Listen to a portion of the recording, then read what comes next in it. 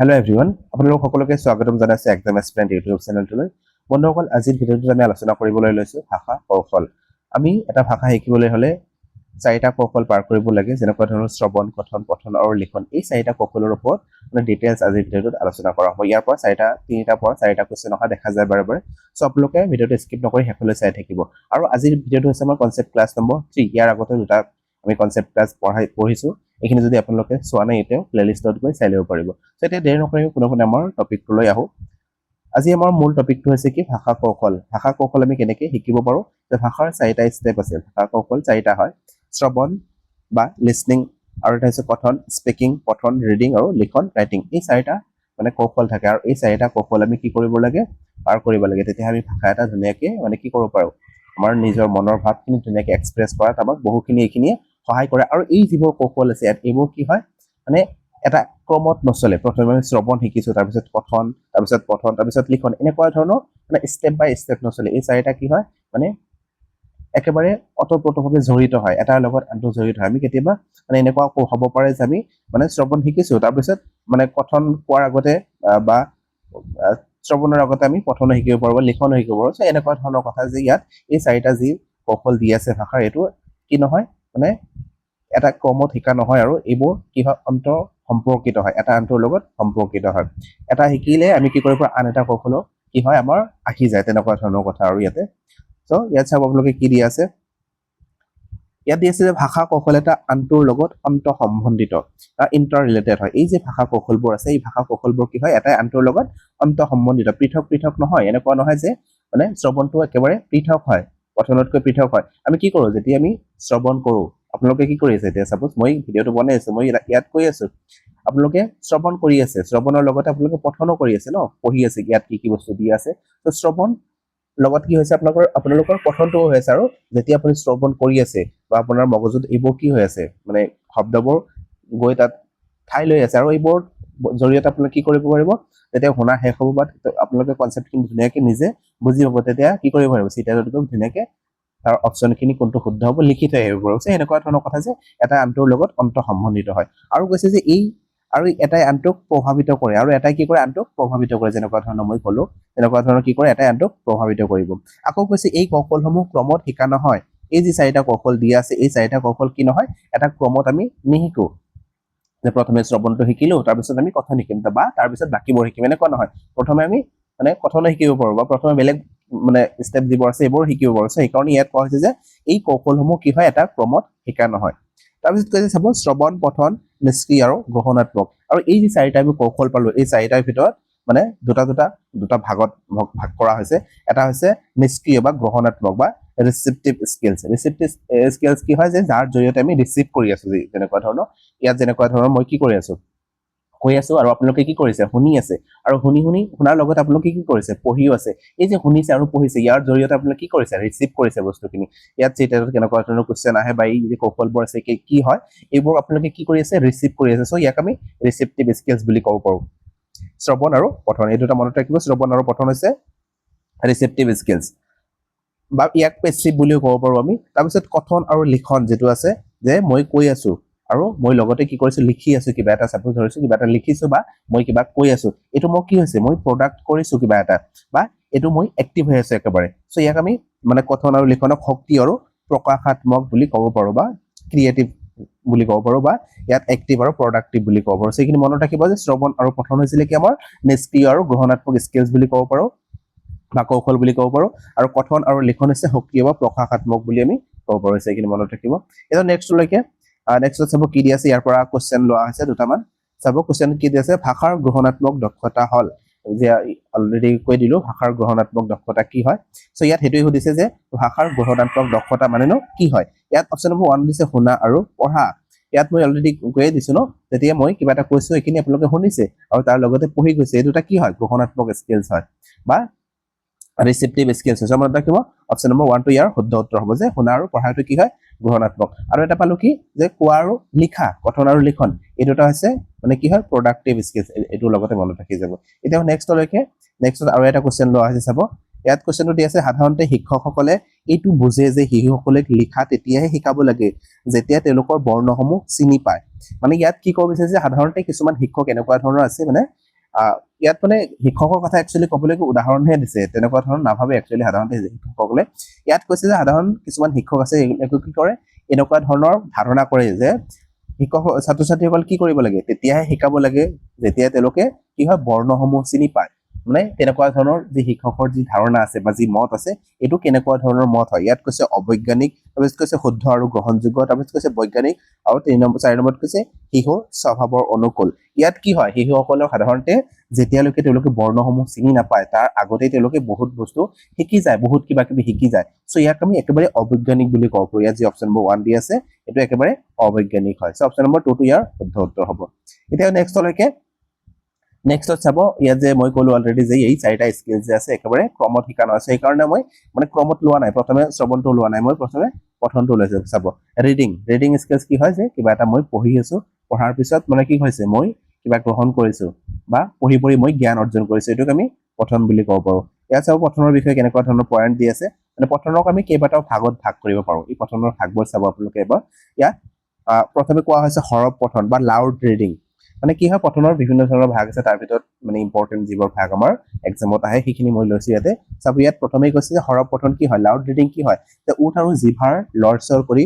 উচ্চ স্বৰে শব্দ কৰি পঢ়াক হৰপ পঠন বুলি কোৱা হয়। সাধাৰণতে কি হয়, হৰপ পঠন মানে কি, যেতিয়া এইটো আৰু কি হয়, সৰু যেতিয়া আমি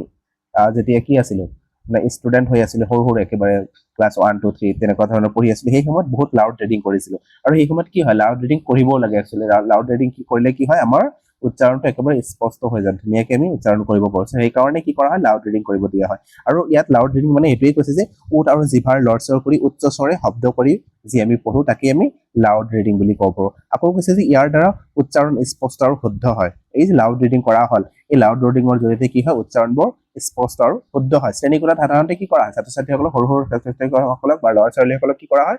এই লাউড ৰিডিং বা হৰপ পঠন কৰিবলৈ দিয়া হয়, আৰু শিক্ষকে কি কৰি থাকে, শুনি থাকে এইবোৰ। আৰু ইয়াৰ জৰিয়তে তেওঁলোকে যাতে শুদ্ধকে ক'ব পাৰে বা স্পষ্টভাৱে ক'ব পাৰে, সেইটো শিক্ষকে কি কৰে, বিবেচনা কৰে। আকৌ কৈছে ই শিশুসকলৰ বাবে অতি প্ৰয়োজনীয়, আৰু শিশুৰ কাৰণে এইটো বহুত প্ৰয়োজন। লাউড ৰিডিং মনত থাকিব এতিয়া যে আমি যিটো মানে জোৰকৈ পঢ়ো বা মানে যিটো আমি কি কৰো, মানে উচ্চাৰণেৰে পঢ়ো, মানে মানুহে শুনা পায়, তেনেকুৱা ধৰণৰ যি পঠন আছে এইটোক আমি হৰপ পঠন বা লাউড ৰিডিং বুলি ক'ব পাৰো। আকৌ কৈছে চাইলেণ্ট ৰিডিং বা নীৰৱ পঠন।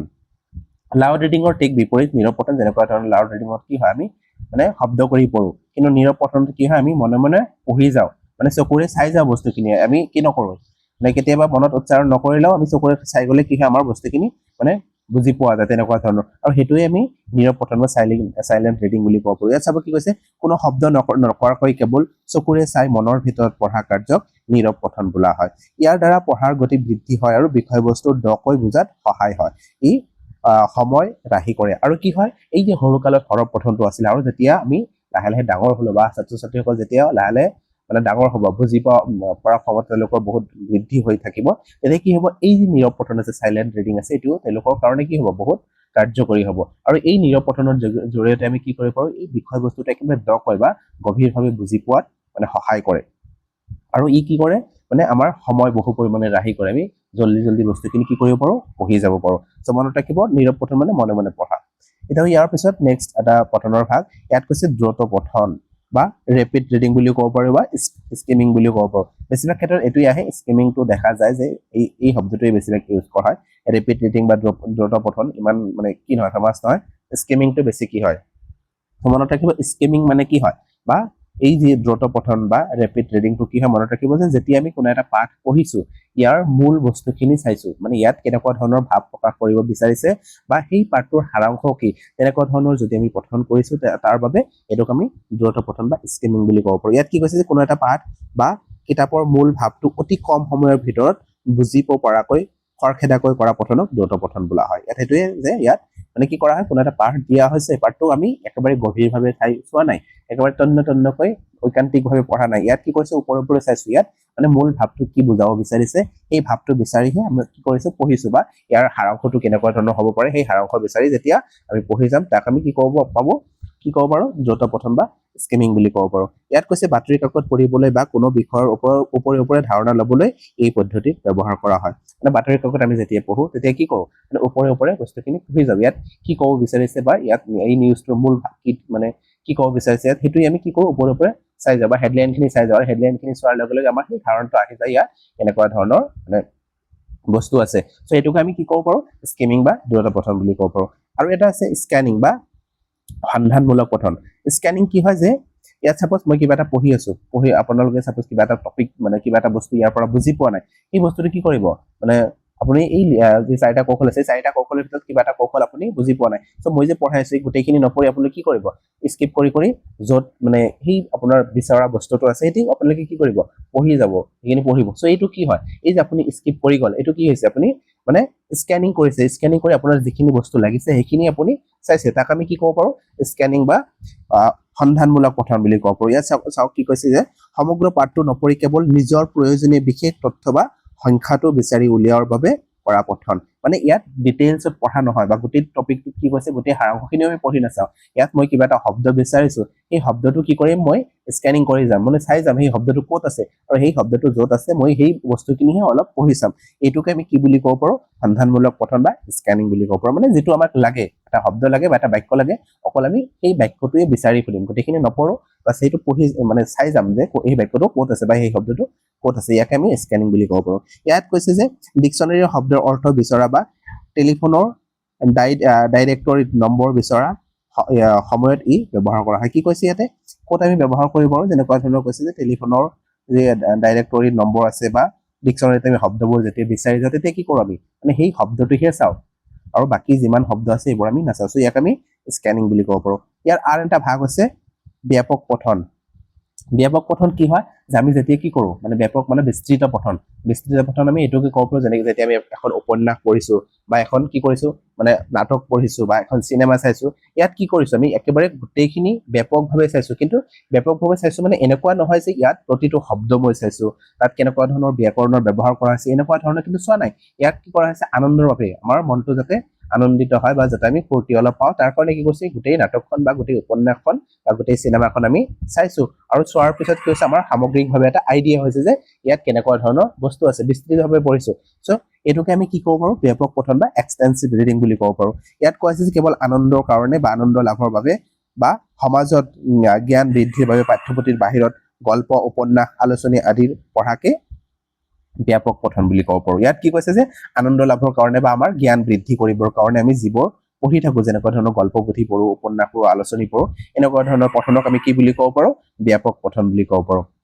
ইয়াত চাব কি কৈছে ই পঢ়ুৱৈৰ শব্দ ভাণ্ডাৰ বৃদ্ধি কৰে আৰু সাহিত্যৰ প্ৰতি ৰুচি বঢ়ায় আৰু কি কৰে এই ব্যাপক পঠনৰ জৰিয়তে কি কৰে পাঠকসকলৰ কি কৰে শব্দ ভাণ্ডাৰ বৃদ্ধি কৰে আৰু লগতে সাহিত্যৰ প্ৰতি কি হয় আমাৰ আগ্ৰহ আগবাঢ়ে বা ৰুচি আগবাঢ়ে বুলি কৈছে সো মনত ৰাখিব ইয়াত মেইনলি এনেকুৱা ধৰণৰ কোৱেশ্চন আহে যে ব্যাপক পঠনৰ পৰা যে আনন্দ লাভৰ কাৰণে যে আমি পাঠ কৰো এটো কেনেকুৱা ধৰণৰ পঠনৰ ভিতৰত পৰিব সো মনত ৰাখিব এটো ব্যাপক পঠনৰ ভিতৰত আমি ধৰিব পাৰো এটো নেক্সট লৈকে গভীৰ পঠন মানে নিবিড় পঠন বা ইন্টেনসিভ ৰিডিং এক্সটেনসিভ ৰিডিং পালো আমি এতিয়া ইন্টেনসিভ ৰিডিং তেনেকুৱা ধৰণৰ পঠনক আমি ক'ব পাৰো যি পঠন কি কৰো আমি একেবাৰে তন্নতন্নকৈ পুংখানুপুংখভাৱে আমি পঢ়ি যাওঁ যেনেকুৱা ধৰণৰ আমি মানে কিবা এটা টপিক দি আছে সেই টপিকটোৰ পৰা সাপোজ আপোনালোকৰ কি আছে চিটেড হ'ব তাৰ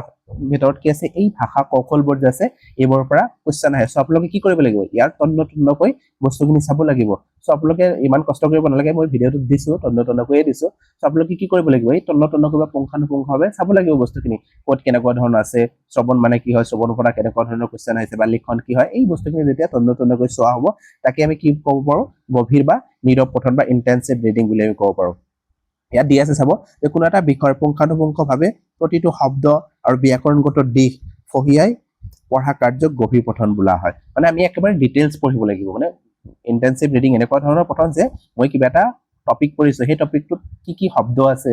মানে সেই শব্দখিনৰ অৰ্থ কেনেকুৱা হয় বা তাত ব্যাকৰণ কেনেকুৱা ধৰণৰ ব্যৱহাৰ কৰা হৈছে এই প্ৰতিটো আমি তন্নতন্নকৈ যেতিয়া পঢ়ি চাম তাকে আমি নিবিড় পঠন বুলি ক'ব পাৰো ইয়াত কৈছে যে পৰীক্ষাৰ প্ৰস্তুতি বা গৱেষণাৰ বাবে এই পঠন অপৰিহাৰ্য মানে পৰীক্ষাৰ কাৰণে প্ৰস্তুতি চলাইছো বা গৱেষণা মই কৰি আছো তাৰ কাৰণে কি হয় এই গভীৰ পঠন বা নিবিড় পঠন বা ইন্টেনসিভ ৰিডিং কি হয় অতিকৈ প্ৰয়োজনীয় হয় এতিয়া আমি আহিম ইয়াৰ পৰা কেনেকুৱা ধৰণৰ কোৱেশ্চন আহিছে এই ছয়টা পঠনৰ বিষয়ে মানে আহে চাব আপোনালোকে সো ইয়াত চাও এতিয়া কেনেকুৱা ধৰণৰ কোৱেশ্চন আহিছে কোৱেশ্চন নম্বৰ 4 কি দিছে চাব ভাষাৰ শ্ৰেণীকোঠাত এজন শিক্ষকে শিক্ষাৰ্থীসকলক এখন পাঠ্য সামগ্ৰী দিয়ে আৰু কয় যে ইয়াৰ পৰা দ্ৰুতগতিত মুখ্য তথ্য বিচাৰি উলিয়াই ইজনী সিজনৰ সৈতে বিনিময় কৰা শিক্ষাৰ্থীসকলে কি ধৰণৰ পঠন বা ৰিডিং পঢ়ি আছে ইয়াত কৈছে যে কি যে কোনো এটা পাঠ দিছে ছাত্ৰ ছাত্ৰীসকলৰ শিক্ষকজনে আৰু কৈছে তাৰ পৰা কি কৰিব লাগে আপোনালোকে বা তোমালোকে কি কৰিব লাগে ইয়াৰ পৰা দ্ৰুত গতিত তাৰ মূল তথ্যখিনি কি হয় সেইখিনি বিচাৰি উলিয়াব লাগে আৰু উলিয়াই কি কৰিব লাগে এজনে আনজনৰ লগত শ্বেয়াৰ কৰিব লাগে এই যে শিক্ষাৰ্থীক মানে সকলে তেনেকুৱা ধৰণৰ পঠন কৰিলে এই পঠনক আমি কেনেকুৱা ধৰণৰ পঠনৰ ভিতৰত ধৰিব পাৰো ইয়াত চাব আপোনালোকে কি কিৱৰ্ড কি দি আছে যে এই তথ্যখিনি দ্ৰুত গতিত পঢ়িছে মুখ্য তথ্য বিচাৰিছে মানে দ্ৰুত গতিত মুখ্য তথ্য বিচাৰিছে মুখ্য তথ্য মানে কি হয় ইয়াৰ সাৰাংশখিনি চাইছে বা ইয়াৰ মূল কথাখিনি কি হয় সেইখিনি চাইছে সো আমি এইখিনি পাইছো এইখিনি আমি ক'ত পাওঁ মানে এই যে স্কিমিং আছে এই স্কিমিঙত আমি কি পাওঁ এনেকুৱা ধৰণৰ পঠনৰ কথা আহে সো ইয়াত চাব চকু ফুৰাই পঢ়া বা স্কিমিং যেটো আছে এই স্কিমিঙৰ ভিতৰত আমি ধৰিব পাৰো এটা নেক্সটলৈকে নেক্সট কোৱেশ্চন নম্বৰ 5 ত কি দি আছে চাব যে পঢ়াৰ সময়ত বিৱৰণ স্থান নাম তাৰিখ সময় আদি বিচাৰি উলিওৱাটো কি মানে আমি যেতিয়া পঢ়ি থাকোতে আমি কি কৰো কেতিয়াবা মানে একেবাৰে ডিটেইলছ কোনবা এটা বস্তু আমাক লাগে মানে স্থান লাগে বা নাম লাগে বা তাৰিখ লাগে তেনেকুৱা ধৰণৰ আমি কি কৰো মানে বিচাৰি তন্নকৈ বিচাৰি পঢ়ো এই তেনেকুৱা ধৰণৰ যে বিচাৰি পঢ়িলো এনেকুৱা ধৰণৰ পঠনক আমি কেনেকুৱা ধৰণৰ পঠনৰ ভিতৰত ধৰিব পাৰো ইয়াত মনত ৰাখিব আমি যে ইন্টেনসিভ পঠন পালো বা গভীৰ পঠন পালো ইয়াৰ দুটা ভাগ আছে এটা হৈছে ইয়াত যে প্ৰথমটো দি আছে গোলকীয় বা গ্লোবাল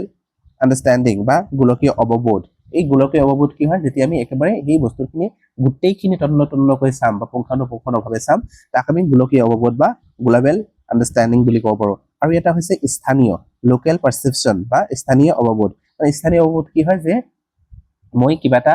স্থানীয় বস্তু বা কিবা এই বস্তুখিনিৰ পৰা এই টপিকটোৰ পৰা মোৰ কিবা এটা বস্তু লাগে গোটেইখিনি নালাগে মই পঢ়িছো পঢ়াৰ লগে লগে কি কৰিছে সেই মানে গোটেইখিনি পঢ়াৰ লগতে মই সেই যিখিনি বস্তু মোৰ লাগে একেবাৰে এই বস্তুখিনি কি কৰিছো মানে স্থান বা তাৰিখ বা যিখিনি বস্তু লাগে সেইখিনি মই তন্নকৈ মানে ভিতৰৰ পৰা চাইছো সেইখিনি বিচাৰি ফুৰিছো আৰু এই যে বিচাৰি ফুৰিলো এনেকুৱা ধৰণৰ পঠনক আমি কি বুলি ক'ব পাৰো স্থানীয় অৱবোধ তাত কি থাকিব বিভিন্ন ধৰণৰ সময়ৰ বিৱৰণ থাকিব স্থান থাকিব বা নাম থাকিব বা তাৰিখ থাকিব এনেকুৱা ধৰণৰ থাকিলে আমি তাক কি বুলি ক'ব পাৰো মানে লোকেল পাৰসেপচন বুলি ক'ব পাৰো এইটো মনত ৰাখিব যে ইয়াত যে আমাৰ ইন্টেনসিভ ৰিডিং আছিলে ইয়াৰে দুটা ভাগ হৈছে এটা হৈছে গোলকীয় অৱবোধ আৰু এটা হৈছে স্থানীয় অৱবোধ ইয়াত যেটো আমাক কৈছে যে বিৱৰণ স্থান নাম তাৰিখ সময় আদি বিচাৰি উলিয়াইছে ইয়াত আমি কি ক'ব পাৰো অপচন নম্বৰ 2 দি আছে স্থানীয় অৱবোধ বা লোকেল পাৰসেপচনৰ ভিতৰত ধৰিব পাৰো so option number 1 to 2 to ইয়াৰ শুদ্ধ উত্তৰ হ'ব সো গোলকীয় অৱবোধ কি হয় বুজি পালে যে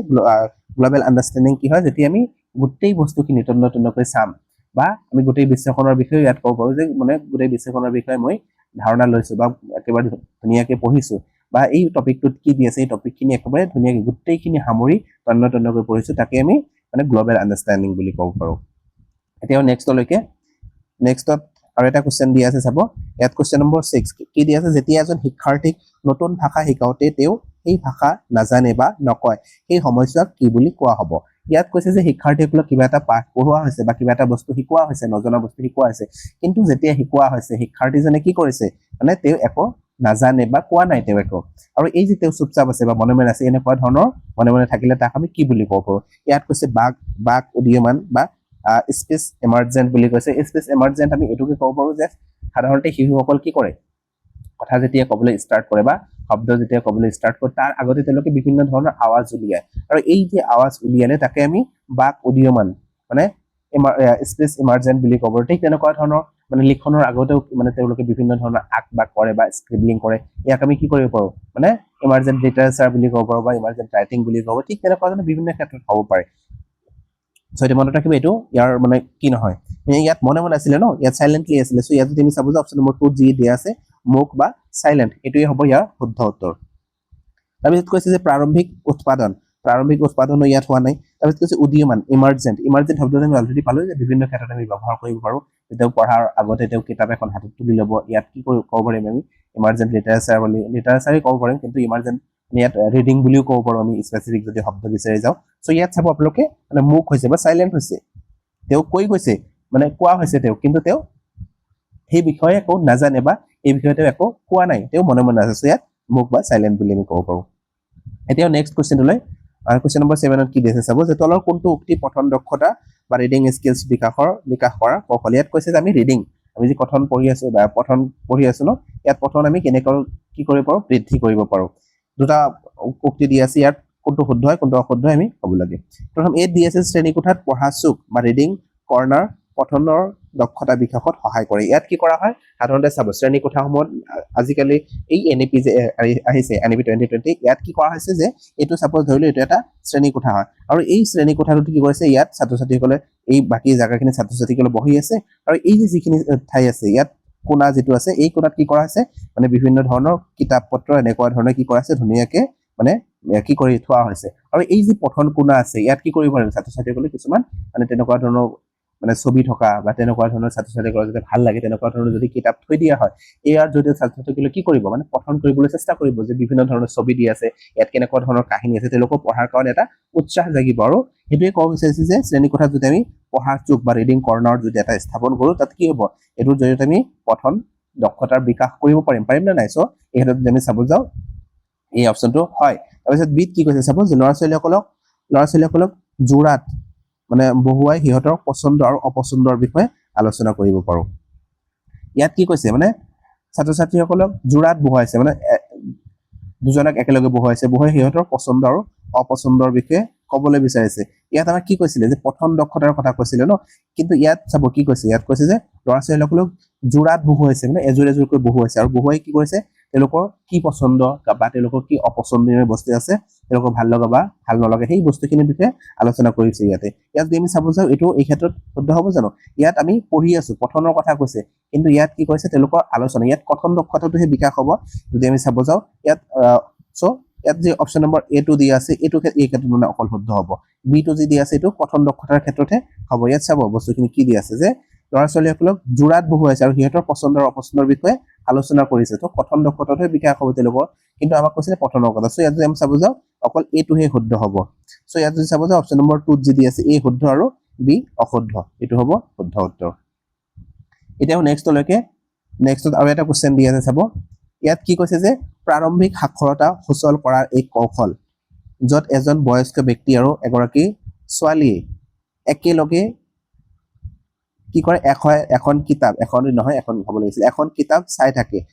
বয়স্কজনে প্ৰশ্ন সোধে আৰু পাৰস্পৰিক কথোপকথন উৎসাহিত কৰে তাৰ পিছত দুয়োৰে ভূমিকা সলনি হয় ছোৱালীজনী বয়স্কৰ প্ৰশ্ন সোধে এই কৌশলটোক আমি কি বুলি ক'ব পাৰো ইয়াত কি কৈছে যে প্ৰাৰম্ভিক সাক্ষৰতা মানে তেওঁলোকে সাক্ষৰতাৰ আগৰ পৰ্যায়ত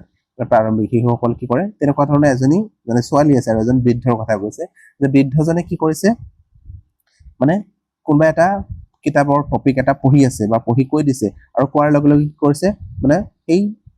ছোৱালীজনী বিভিন্ন ধৰণৰ প্ৰশ্ন সুধিছে তেওঁক যে এইটো বস্তু কি হয় সাপোজ নদীৰ বিষয়ে কৈ আছে নদী কি হয় নদীৰ শাখা মানে কি এই সোৱণশিৰি নদী কি এনেকুৱা ধৰণে কি কৈছে নদীৰ বিষয়ে সাপোজ কৈছে তাৰ বিষয়ে মানে পঢ়ি যোৱাৰ লগে লগে এই ছোৱালীজনী কি কৰিছে তেওঁ কোৱেশ্চন কৰিছে আকৌ কি কৰিছে সেই ছোৱালীজনীক কি কৰিব দিছে পঢ়িব দিছে আৰু তেনেকুৱা ধৰণৰ ছোৱালীজনীক পঢ়িব দিয়াৰ পিছত এই বয়স্কজনে কি কৰিছে তাৰ পৰা বিভিন্ন ধৰণৰ কোৱেশ্চন ছোৱালীজনীক সুধিছে সো এই যে তেওঁলোকৰ মাজত যি কথোপকথন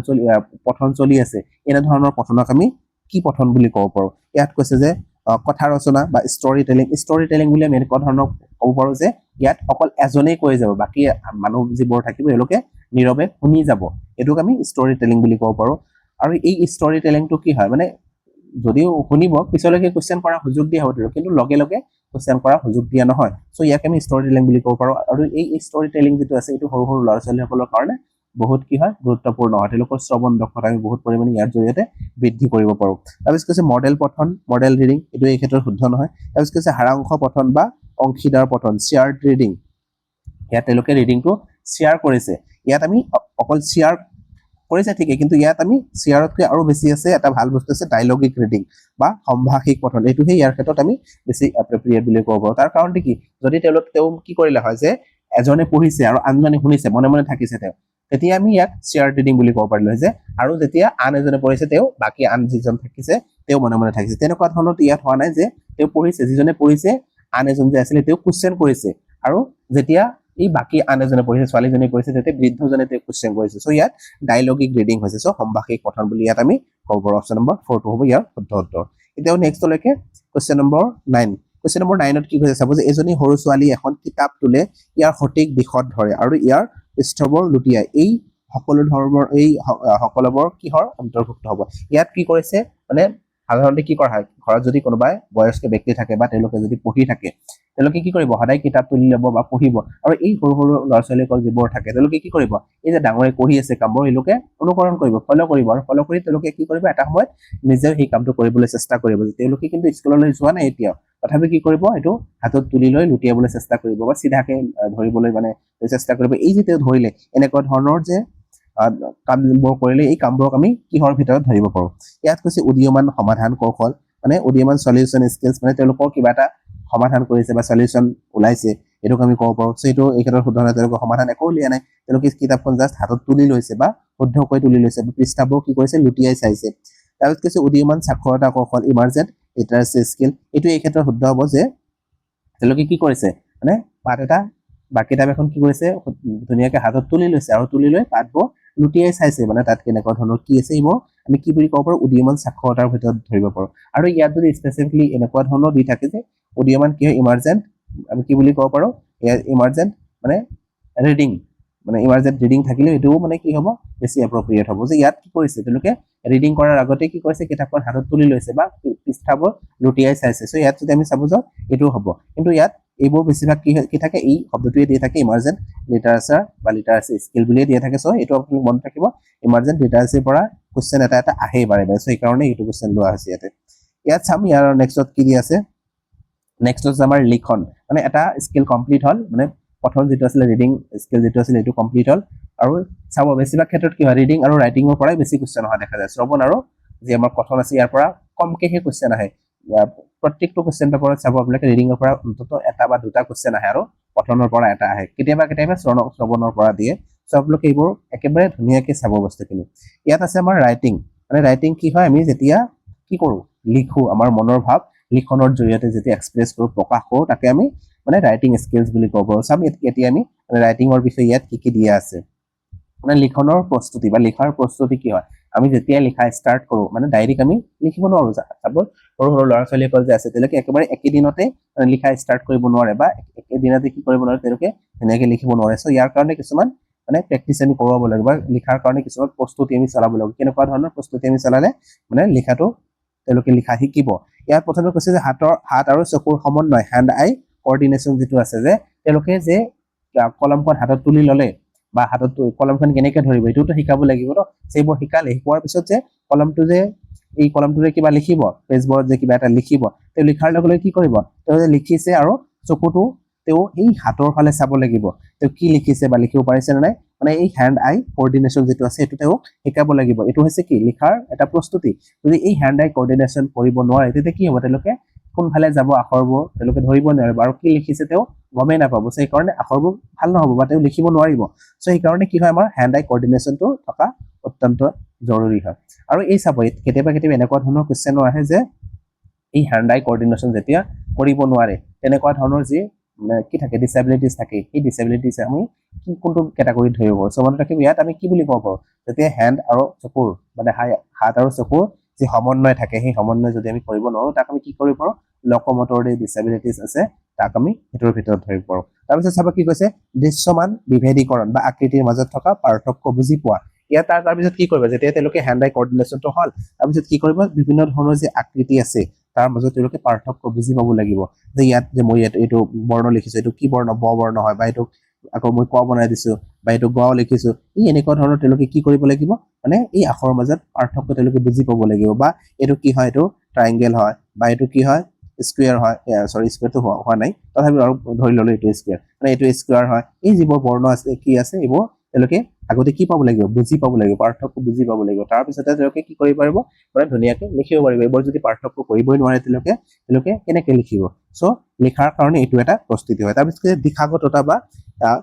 দিশাত্মবোধ ইয়াত কি কৰিব লাগিব ছাপ'জ মই লিখি আছোঁ লিখাটো কি হ'ব লাগিব প্ৰথমে আমাৰ লেফ্ট ছাইডৰ পৰা ষ্টাৰ্ট হ'ব লেফ্ট ছাইডৰ পৰা ষ্টাৰ্ট হয় তাৰপিছত ৰাইট ছাইডলৈ গতি কৰি থাকিব চ' এই যি দিশ আছে এই দিশখিনিও আমি শিকাব লাগিব যে লেফ্টৰ পৰা আৰম্ভ কৰি ৰাইটলৈকে লিখিব লাগিব চ' এই যি দিশ আছে বা দিশাগততা আছে এইখিনি আমি তেওঁলোকক শিকালেহে তেওঁলোকে ধুনীয়াকৈ লিখিব পাৰিব চ' লিখাৰ কাৰণে এই তিনিটা প্ৰস্তুতি দৰকাৰ হয় চ' মনত ৰাখিব এই কেতিয়াবা এনেকুৱাও আহে যে ইয়াৰ কোনটো মানে তিনিটা দি দিলে আৰু তিনিটা মানে কি কৰিব মানে চিকুৱেঞ্চলি সজাব দিব যে কোনটো আগত আহিব বা কোনটো পিছত আহিব চ' এইবোৰ মনত ৰাখিব এতিয়াও নেক্সটত কি দিয়া আছে চাব মানে লিখন শিকোৱাৰ কিছুমান পদ্ধতিও দিয়া আছে চাব মানে আমি লিখন কেনেকৈ শিকাব পাৰো তাৰ কাৰণে পদ্ধতি ইয়াত পালো প্ৰস্তুতি লিখাৰ কাৰণে কেনেকুৱা ধৰণৰ প্ৰস্তুতি থাকে এইখিনি আমি পালো এতিয়া আছে লিখন শিকোৱাৰ কিছুমান পদ্ধতি আছে এই পদ্ধতিবোৰ কেনেকুৱা ধৰণৰ হয় ইয়াত চাৰিটা পদ্ধতি লোৱা হৈছে যেনেকুৱা ধৰণৰ স্টেপ 1 বৰ্ণ বা আকৃতিৰ জ্ঞান প্ৰথমে কি কৰিব লাগিব ছাত্ৰ ছাত্ৰীসকলক বা সৰু সৰু ল'ৰা ছোৱালীসকলক প্ৰথমে বৰ্ণ বা আকৃতিবোৰ কেনেকুৱা ধৰণৰ হয় আন্ডাৰষ্টেণ্ডিং লেটাৰ শেপ এই শেপবোৰ তেওঁলোকক শিকাব লাগিব মানে তেওঁলোকক লিখাৰ আগতে তেওঁলোকক প্ৰথমে জানিব লাগিব এইটো কি হয় সাপোজ এইটো ক হয় সাপোজ এইটো খ হয় এনেকুৱা ধৰণৰ তেওঁলোকে কি কৰিব লাগিব শিকাব লাগিব তেওঁলোকে যেতিয়া এইবোৰ গোটেইখিনি ধুনীয়াকৈ চিনি পাব আখৰখিনি চিনি পাব তেতিয়া কি কৰিব পাৰিব তেওঁলোকে লিখাৰ ক্ষেত্ৰত তেওঁলোকৰ বহু পৰিমাণে মানে সুবিধা হ'ব মানে এই যে বৰ্ণৰ আকৃতি এই জ্ঞানটো তেওঁলোকৰ গোটেইখিনি হ'ব লাগিব ইয়াৰ ভিতৰত কি আছে চাব যে বৰ্ণ চিনাক্তকৰণ মানে বৰ্ণবোৰ তেওঁলোকে চিনি পাব তাৰপিছত প্ৰতিলিপি প্ৰতিদিনৰ অনুলিপি আৰু তেওঁলোকে প্ৰতিদিনে এইবোৰ প্ৰেক্টিচ কৰাব লাগিব প্ৰেক্টিচ কৰাৰ পিছতে ভাল লিখনি হ'ব ন তাৰপিছত কৈছে শ্ৰুতলিপিৰ গুৰুত্ব আৰু এইবোৰ ওপৰত আমি কেতিয়াবা কৈ দিব পাৰোঁ যে খটো লিখা বা খটো লিখা তেওঁলোকে লিখিব পাৰিছে নে নাই এই তেনেকুৱা ধৰণৰ এইখিনি প্ৰস্তুতি আমাৰ লাগিব এইটো হৈছে ষ্টেপ 1 যে বৰ্ণৰ আকৃতি তেওঁলোকৰ জ্ঞান লাগিব তাৰপিছত 2 নম্বৰত কৈছে যুক্তাক্ষৰ আৰু মাত্ৰাৰ অভ্যাস আৰু বৰ্ণখিনি চিনি পালে অকল বৰ্ণখিনি চিনি পালে তেওঁলোকে ধুনীয়াকৈ লিখিব নোৱাৰিব তাৰ ভিতৰত বিভিন্ন ধৰণৰ যুক্তাক্ষৰ থাকে এই যুক্তাক্ষৰখিনিৰ জ্ঞান তেওঁলোকক কি কৰিব লাগিব দিব লাগিব যুক্তাক্ষৰখিনি যেতিয়া তেওঁলোকে চিনি পাব যে যেনেকুৱা ধৰণৰ ইয়াত মই কি কৰিছো এটা যুক্তাক্ষৰ লিখিছো মূৰ্ধন্য খৰ লগত ত লিখিছো এই যে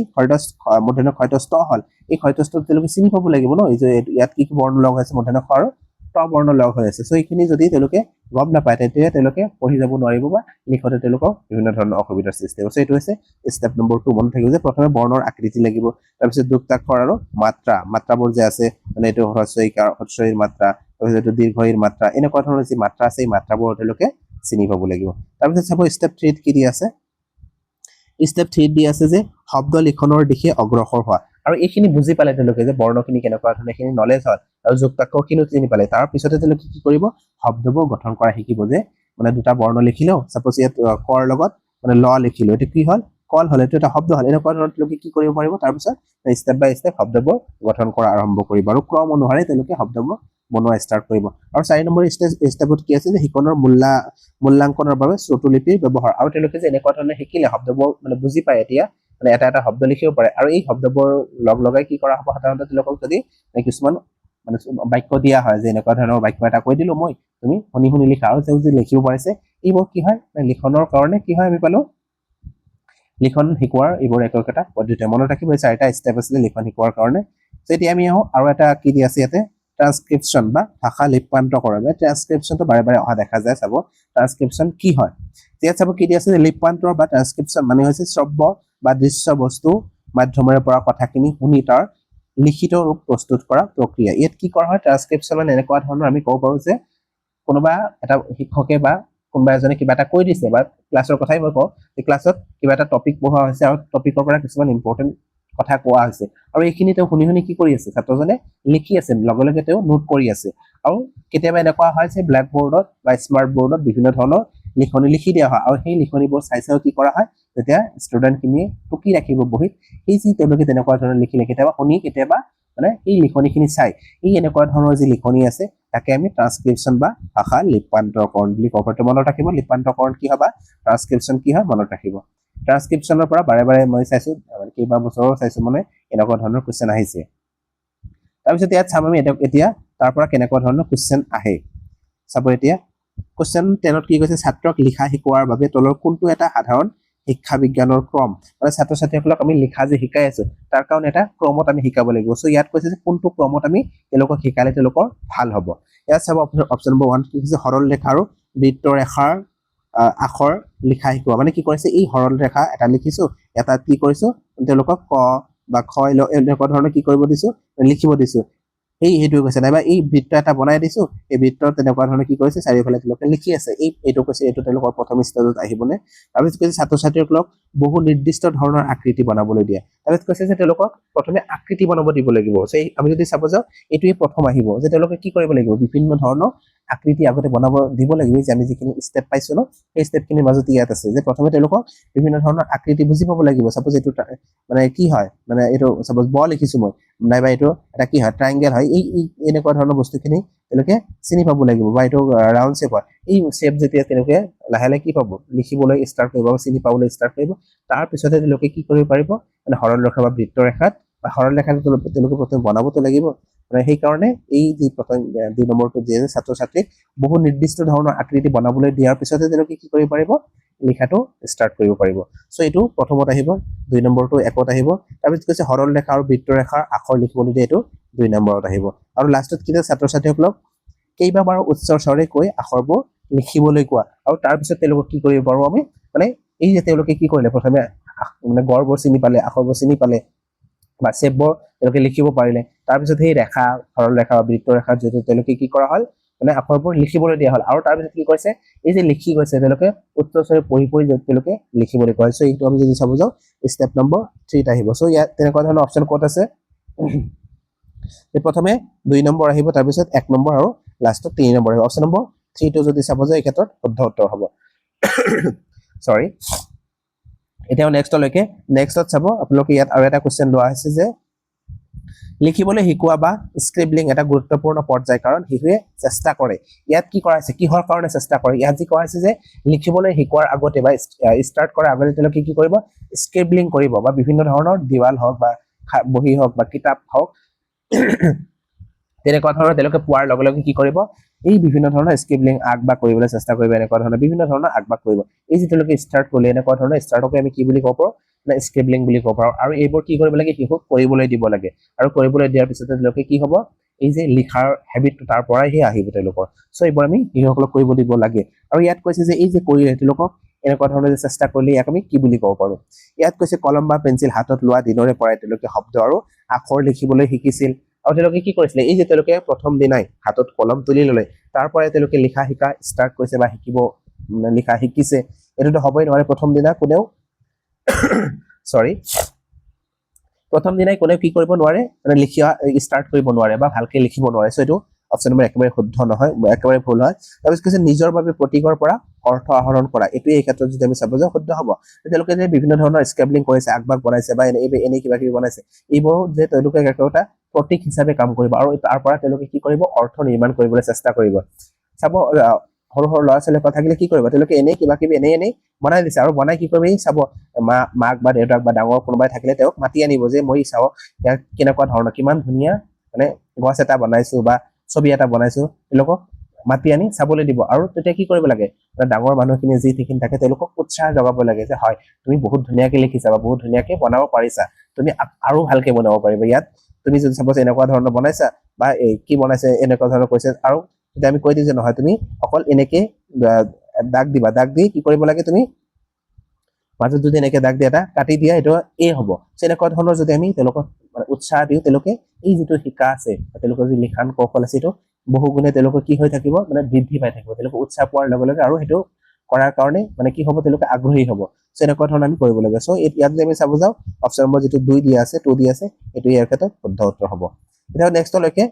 ইয়াত আৰু এটা কোৱেশ্চন আছে কোৱেশ্চন নম্বৰ 12 ইয়াত চাব কি কৈছে এজন শিক্ষকে প্ৰথম শ্ৰেণীত বৰ্ণমালাৰ আখৰ লিখাৰ শিক্ষা দিয়ে ইয়াত কি হৈছে এজন শিক্ষকে প্ৰথম শ্ৰেণীত বৰ্ণমালাৰ আখৰ লিখাৰ কাৰণে শিক্ষা দিছে লিখা শিকাবলৈ তেওঁ কয় যে লিখা শিকাবলৈ কয় কৰ পৰা আৰম্ভ কৰিব লাগে আৰু কলমটো কোনফালে ঘূৰাই দিব লাগে তাই নিজৰ শিক্ষাৰ্থীসকলৰ মাজত কি বুজাবলৈ চেষ্টা কৰিছে ইয়াত কৈছে যে ছাত্ৰ ছাত্ৰীসকলক প্ৰথম শ্ৰেণীৰ ছাত্ৰ ছাত্ৰী তেওঁলোকে ভালকে কলমটো ধৰিবই নোৱাৰে বা ভালকে তেওঁলোকে লিখাৰ হেবিট হয় নাই এতিয়াও সো তেনেকুৱা ধৰণৰ ছাত্ৰ ছাত্ৰীসকলক মানে কি কৰিছে শিক্ষক বা শিক্ষয়িত্ৰীজনে লিখাবলৈ চেষ্টা কৰিছে আৰু তেওঁ কৈছে যে কলমটো কেনেকুৱা ধৰণৰ ধৰিব লাগে কলমটো যে ধৰিব লাগে কেনেকুৱা ধৰণৰ কলমটো ধৰিলে আমি লিখনিবোৰ মানে লিখিব পাৰিম এই যে তেওঁক মানে শিকাই আছে এই তেনেকুৱা ধৰণৰ যি চেষ্টা কৰি আছে এই চেষ্টাটোক আমি কি বুলি ক'ব পাৰিম ইয়াত কৈছে লিখন দক্ষতা তেওঁলোকৰ লিখন দক্ষতাৰ বিকাশ কৰি আছে বা লিখন দক্ষতা শিকাই আছে তেওঁলোকক দুই নম্বৰত কৈছে লিখাৰ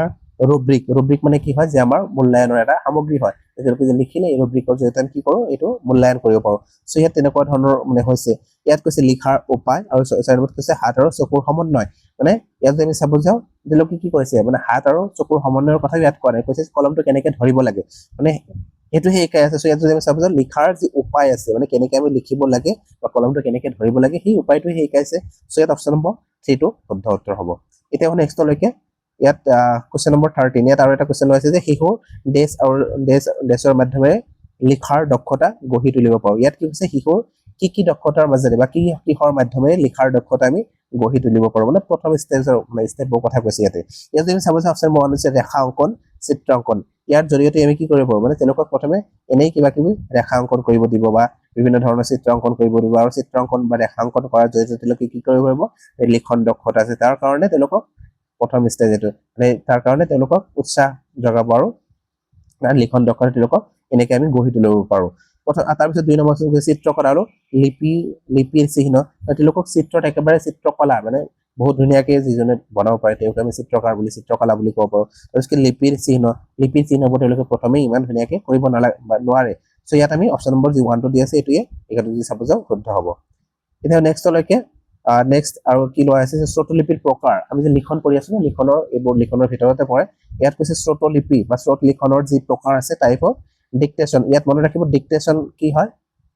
ডিক্টেশ্যন মানে শ্ৰুতলিপি বা লিখিবলৈ যি দিয়া হয় ছাত্ৰ ছাত্ৰীসকলক ইয়াক আমি ডিক্টেশ্যন বুলি ক'ব পাৰোঁ। চ' ডিক্টেশ্যনৰ পৰা মানে কুৱেশ্যন অহা দেখা যায় বাৰে বাৰে সেইকাৰণে ইয়াত লোৱা হৈছে। আৰু ইয়াত কোৱা হৈছে যে প্ৰথম মানে ডিক্টেশ্যনৰ কেইবাটাও প্ৰকাৰ আছে বিভিন্ন ধৰণৰ ভাগ আছে। এই ভাগবোৰ চাব আপোনালোকে ইয়াত প্ৰথমতে আছে অনুচ্ছেদ শ্ৰুতলিপি তাৰপিছত কৈছে ৰানিং ডিক্টেশ্যন বা দৌৰা শ্ৰুতলিপি তাৰপিছত কৈছে পাৰস্পৰিক শ্ৰুতলিপি আৰু জিগছু শ্ৰুতলিপি। এই চাৰিটাৰ পৰা মানে কুৱেশ্যন আহিছে এতিয়ালৈকে আৰু বাকীবোৰৰ পৰা অহা নাই। সেইকাৰণে মানে ইম্পৰ্টেণ্ট যিখিনি এইখিনি লোৱা আছে। মানে অনুচ্ছেদ শ্ৰুতলিপি কি হয় চাব আপোনালোকে ইয়াত অনুচ্ছেদ শ্ৰুতলিপি এনেকুৱা ধৰণৰ শ্ৰুতলিপি হয় প্ৰথমে ছাত্ৰ ছাত্ৰীসকলক কি কৰা হ'ব মানে কেইবাটাও বাক্য 5টা 10টা এনেকুৱা ধৰণৰ বাক্য কি কৰা হ'ব তেওঁলোকক কৈ দিয়া হ'ব তেওঁলোকক মানে শুনোৱা হ'ব আৰু তেওঁলোকে যে প্ৰথমে এই বাক্যখিনি শুনাৰ পিছত তেওঁলোকে কি কৰা হ'ব নিজৰ ধৰণে কি কৰা হ'ব সেই বাক্যখিনিৰ পৰা তেওঁলোকে কি বুজি পালে নিজৰ ধৰণে বাক্য প্ৰস্তুত কৰিবলৈ দিয়া হ'ব এটা পেৰেগ্ৰাফ প্ৰস্তুত কৰিবলৈ দিয়া হ'ব। ইয়াকে আমি অনুচ্ছেদ শ্ৰুতলিপি বা পেৰেগ্ৰাফ শ্ৰুতলিপি বুলি ক'ব পাৰিম। মনত ৰাখিব যে প্ৰথমে তেওঁলোকক কেইবাটাও বাক্য কৈ দিয়া হ'ব আৰু প্ৰথমে লিখিব নিদিয়ে মানে একেবাৰে এটা বাক্য কৈছো লগে লগে লিখি গৈছো তেনেকুৱা ধৰণৰ নহয়। ইয়াত কেইবাটাও বাক্য একেলগে শিক্ষকজনে মানে লাহে লাহে কৈ দিব আৰু ৰিপিট কৰি কৈ দিব আৰু কৈ দিয়াৰ পিছত কি কৰিব তেওঁলোকে শুনি লাষ্টত যেতিয়া কোৱা শেষ হ'ল 4টা বা 5টা বাক্য কোৱা শেষ হ'ল তাৰ পিছতে তেওঁলোকক লিখিবলৈ দিয়া হ'ব যে ইয়াৰ পৰা তুমি কি বুজিলা তোমাৰ নিজৰ ভাষাৰে লিখা বা তুমি ইয়াৰ পৰা কি বুজিলা তুমি লিখা। এই তেনেকুৱা ধৰণৰ লিখনিক আমি অনুচ্ছেদ শ্ৰুতলিপি বা পেৰেগ্ৰাফ মানে ডিক্টেশ্যন বুলি ক'ব পাৰিম। আৰু চাব ইয়াত যি ৰানিং ডিক্টেশ্যন আছে মানে ৰানিং ডিক্টেশ্যন মানে দৌৰা শ্ৰুতলিপি যিটো আছে ইয়াত কেনেকুৱা ধৰণৰ হয় যে প্ৰথমে কি কৰিব মানে এইবোৰ কি হয় স্কুলত বা ক্লাছৰুমত কি এইবোৰ খেলৰ যোগেদি ছাত্ৰ ছাত্ৰীসকলক শিকোৱাৰ মাধ্যমে কথা। ৰানিং ডিক্টেশ্যন কি হয় যে ইয়াত শ্ৰেণীকোঠাত মানে বিভিন্ন ছাত্ৰ ছাত্ৰী থাকে ন চাব ধৰিলো এইটো এটা ব্লেক বৰ্ড হয় আৰু ইয়াত শিক্ষকজনে কি কৰিছে পঢ়াই আছে বিভিন্ন ধৰণৰ আৰু কি কৰিছে ছাত্ৰ এজনক মাতি কি কৰিছে এই ব্লেক বৰ্ডত কিবা লিখিবলৈ দিব তেনেকুৱা ধৰণৰ এটা খেল পাতিছে আৰু আন এজনক কি কৈছে যে তুমি মানে এই তাত দেৱালত হ'ব পাৰে বা কিতাপত হ'ব পাৰে বিভিন্ন ধৰণৰ লিখনি তাত লিখা থাকে ন এই লিখনিৰ পৰা তেওঁ কি কৰিব মানে যিজনে ব্লেক বৰ্ডৰ ওচৰত থিয় হৈ আছে বা লিখিবলৈ জাক দিয়া হৈছে তেওঁ যে থিয় হৈছে আৰু আন এজনে কি কৰা হৈছে এই দৌৰি গৈ সেই পাঠটোৰ পৰা হওক বা এই যে দেৱালত বিভিন্ন ধৰণৰ বস্তু লিখা থাকে তাৰ পৰা চাই আহিব। সি দৌৰি গৈ কি কৰিছে এইখিনি বস্তু চাই আহিছে আৰু চাই অহাৰ পিছত কি কৰিছে এই যিজনে লিখাৰ কাৰণে অপেক্ষা কৰিছে তেওঁক ক'ব কানে আহি ক'ব আৰু কোৱাৰ পিছত তেওঁ কি কৰিব এই বস্তুখিনি লিখি যাব। এই তেনেকুৱা ধৰণৰ যে তেওঁ দৌৰি গ'ল আকৌ আহি ক'লে এই তেনেকুৱা ধৰণৰ যি লিখনি আছে বা ডিক্টেশ্যন আছে তাক আমি কি ক'ব পাৰোঁ দৌৰা শ্ৰুতলিপি বা ৰানিং ডিক্টেশ্যনৰ ভিতৰত ধৰিব পাৰোঁ। ইয়াত মনত ৰাখিব যে এজনে তাত থাকিব লিখাৰ কাৰণে অপেক্ষা কৰিব আন এজনে কি কৰিব দৌৰি গৈ এই বস্তুটো চাই আহিব আৰু তাৰ যিখিনি মনত থাকে সেইখিনিহে তেওঁ ক'ব আৰু তাৰপিছত তেওঁ লিখিব। এনেকুৱা ধৰণৰ যে লিখনি আছে তাক আমি ৰানিং ডিক্টেশ্যনৰ ভিতৰত ধৰিব পাৰোঁ। আৰু ইয়াত যদি আছে যে পাৰস্পৰিক শ্ৰুতলিপি বা আমি কি কৰিব পাৰোঁ ইয়াত পাৰস্পৰিক শ্ৰুতলিপি মানে কি হয় মনত ৰাখিব যে যেতিয়াই কি কৰা হ'ব যে এজন কেইবাজনৰ ছাত্ৰ ছাত্ৰী থাকিব পাৰে তাক আমি কেইবাটাও গোটত ভাগ কৰি দিছোঁ। ছাপোজ 3জন বা 4জনকৈ কি কৰিছোঁ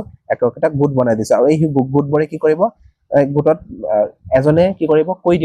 দিয়াৰ পিছত বাকী যিবোৰ গোটৰ মেম্বাৰ থাকিব তেওঁলোকে কি কৰিব সেইখিনি লিখি যাব আৰু কি কৰিব সেইখিনি লিখাৰ পিছত আন এজনে আকৌ কি কৰিব বাকীখিনি ক'ব আৰু এই দুজনকৈ চাপোজ ধৰিছে দুজনকৈ টিম বনাই দিয়েছে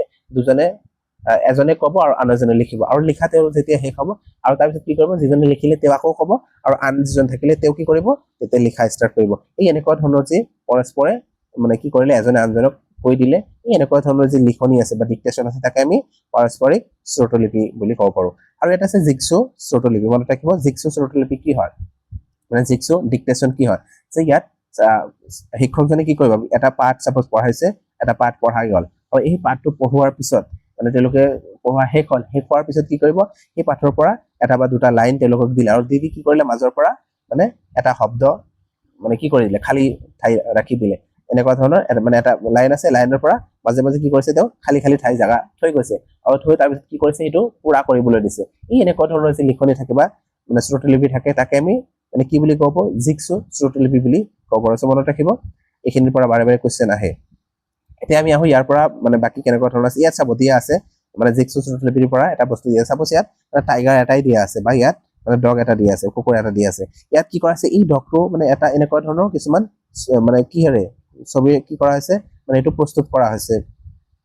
মেটেৰিয়েলেৰে কি কৰা হৈছে প্ৰস্তুত কৰা হৈছে আৰু ইয়াত কি হৈছে মাজে মাজৰ পৰা বস্তুখিনি আঁতৰাই দিয়া হৈছে আৰু এই যে এইখিনি বস্তুৰে কি কৰিব লাগিব আমি এইখিনি পুৰা কৰিব লাগিব কোনটো ক'ত ৰাখিলে এইটো সম্পূৰ্ণ হ'ব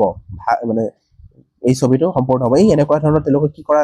হ'ব মানে প্ৰথমে বুজাই দিয়া হ'ল বা ছবিখন দিয়া হ'ল তাৰপিছত সেই মানে ছবিৰ মাজৰ পৰা এইখিনি উঠাই দিয়া হ'ল আৰু উঠাই দি তাৰপিছত কি কৰিলে এই কোনটো ক'ত ৰাখিলে এইটো মানে ছবিটো সম্পূৰ্ণ হ'ব তেনেকুৱা ধৰণৰ যদি কৰিব দিয়া যায় তেওঁলোকক এইটোকে আমি জিগছো ডিক্টেশ্যন বুলি ক'ব পাৰোঁ মনত ৰাখিব এতিয়া হয় ইয়াৰ পৰা কেনেকুৱা ধৰণৰ কুৱেশ্যন আহিছে চাওঁ এতিয়া আমি অলপ ইয়াত চাব কি কৈছে ভাষাৰ শ্ৰেণীত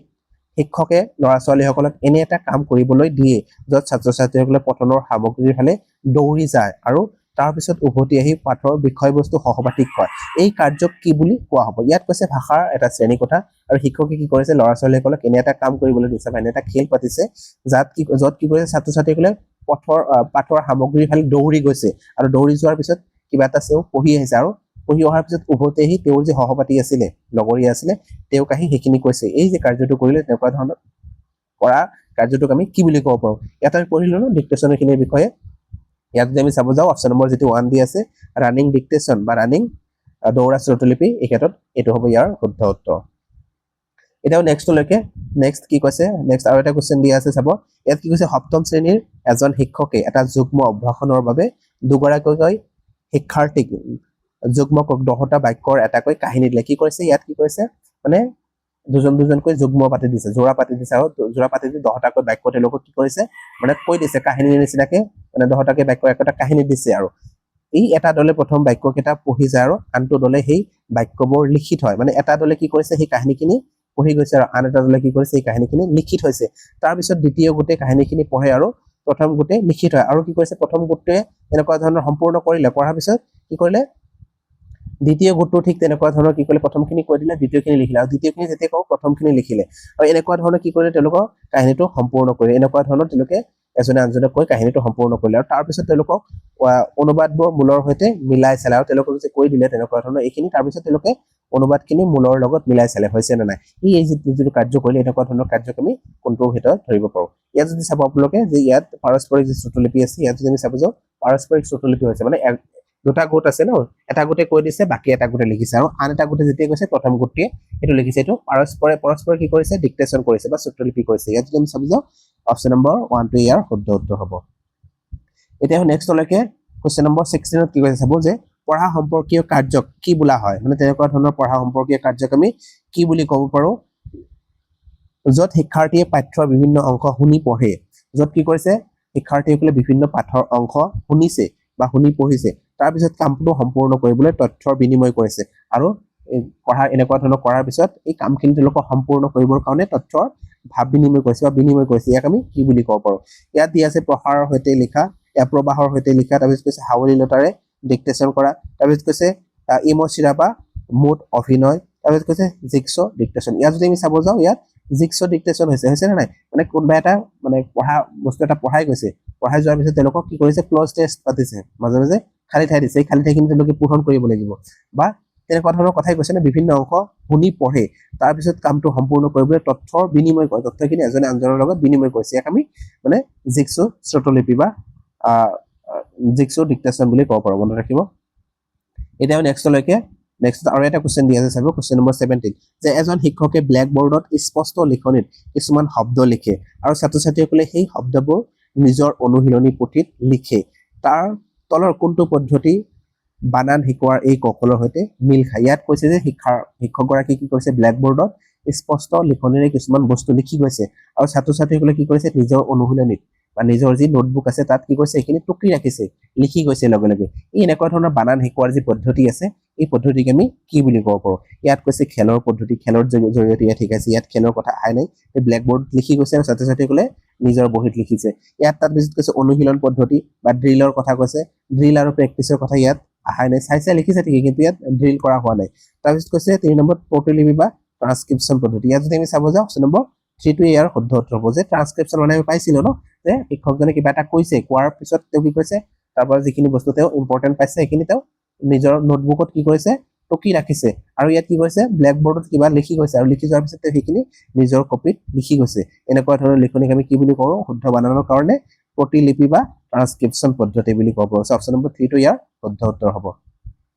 এতিয়া নেক্সটলৈকে কুৱেশ্যন নম্বৰ 18 কুৱেশ্যন নম্বৰ 18 কি কৈছে চাব যে অষ্টম শ্ৰেণীৰ এগৰাকী শিক্ষকে ইংৰাজী ভাষাৰ 5টা বাক্য দুবাৰকৈ কৈ শিক্ষাৰ্থীসকলক কথাখিনি মনোযোগেৰে শুনিবলৈ ক'লে ইয়াত কি কৰিছে 5টা বাক্য কৈছে আৰু ছাত্ৰ ছাত্ৰীসকলক মনোযোগেৰে শুনিবলৈ কৈছে তাৰপিছত শিক্ষাৰ্থীসকলক কিছুমান গোটত ভাগ কৰিছে আৰু এনেকুৱা ধৰণৰ শুনাৰ পিছত তেওঁলোকক গোটত ভাগ কৰি দিছে আৰু পূৰ্বতে কৈ অহা বাক্যকেইটাৰ ঠাইত অৰ্থৰ সৈতে ওচৰ চপা বাক্যকেইটা মানে লিখিবলৈ কৈছে আৰু এই যে বাক্যকেইটা কৈ গ'ল এই বাক্যকেইটা কোৱাৰ পিছত কি হৈছে যে তোমালোকে ইয়াৰ অৰ্থৰ ওচৰ চপাকৈ কি কৰিব লাগে সেই বাক্যখিনি মানে লিখিব লাগে যাতে একেবাৰে শুদ্ধ নহলে যাতে তাৰ ওচৰ-ওচৰি হয় আৰু এই কাৰ্যটোক আমি কি বুলি ক'ব পাৰোঁ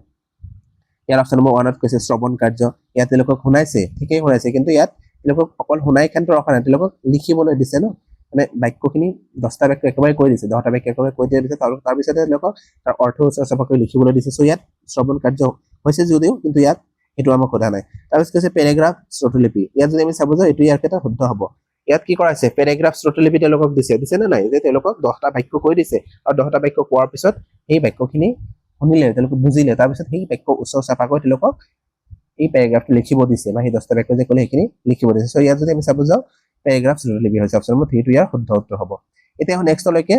নেক্সটত চাব কি কৈছে লেখনৰ কিছুমান বৈশিষ্ট্য আছে ইয়াত লেখনৰ বৈশিষ্ট্যবোৰ দি দিছে মানে লেখন এটা লিখিবলৈ হলে আমি তাত কেনেকুৱা ধৰণৰ বস্তু আমি প্ৰকাশ কৰিব লাগিব ইয়াত চাব কি কৈছে সুসংহত মানে কি কৰিব লাগিব লিখন এটা লিখাৰ ষ্টাইলটো কেনেকুৱা হ'ব আমি কিবা এটা বস্তু লিখিছো ইয়াত সুসংগঠিতভাৱে লিখিব লাগিব ইয়াত বস্তুখিনি ষ্ট্ৰাকচাৰ ৱেত লিখিব লাগিব মানে এটা মই বাক্য লিখিছো বাক্যটো এটা ষ্ট্ৰাকচাৰ থাকে তাত মানে কি কৰিব লাগিব বানানবোৰ শুদ্ধ হ'ব লাগিব লগে লগে শব্দবোৰ শুদ্ধ হ'ব লাগিব বাক্য এটা শুদ্ধ হ'ব লাগিব সো এই ব্যাকৰণৰ কথাটো ইয়াত আহিব বা ইয়াত সুসংগঠিতভাৱে বস্তুখিনি হাৱলীলভাৱে লিখি যাব লাগিব সো এটো এটা কি হয় লিখনৰ বৈশিষ্ট্য তাৰপিছত সৃষ্টিশীলতা মানে আমি যেতিয়া এটা লিখিম তাত নিজৰ সৃষ্টি কিবা থাকিব লাগিব না নাই মানে সৃষ্টিশীলতা এটো কি হয় লিখনৰ আন এটা বৈশিষ্ট্য মনত ৰাখিব তাৰপিছত কৈছে ব্যাকৰণৰ শুদ্ধতা মই যেটো আগতে ক'লো ইয়াত কি লাগিব ব্যাকৰণগতভাৱে শুদ্ধ হ'ব লাগিব এটা লিখিলে যেতি লিখি থলে নহব মানে ব্যাকৰণগতভাৱেও কি হ'ব লাগিব লিখন এটা লিখাৰ লগে লগে এটো শুদ্ধ হ'ব লাগিব তেতিয়া আমি ইয়াক কি বুলি ক'ব পাৰোঁ মানে ভাল লিখনি বুলি ক'ব পাৰিম তাৰপিছত কৈছে ধাৰণা উৎসাহিত কৰা মানে তেওঁ কোনটো বিষয় লিখিব সেই ধাৰণাটো তেওঁ স্পষ্ট থাকিব লাগিব সাপোজ মই কৈছো যে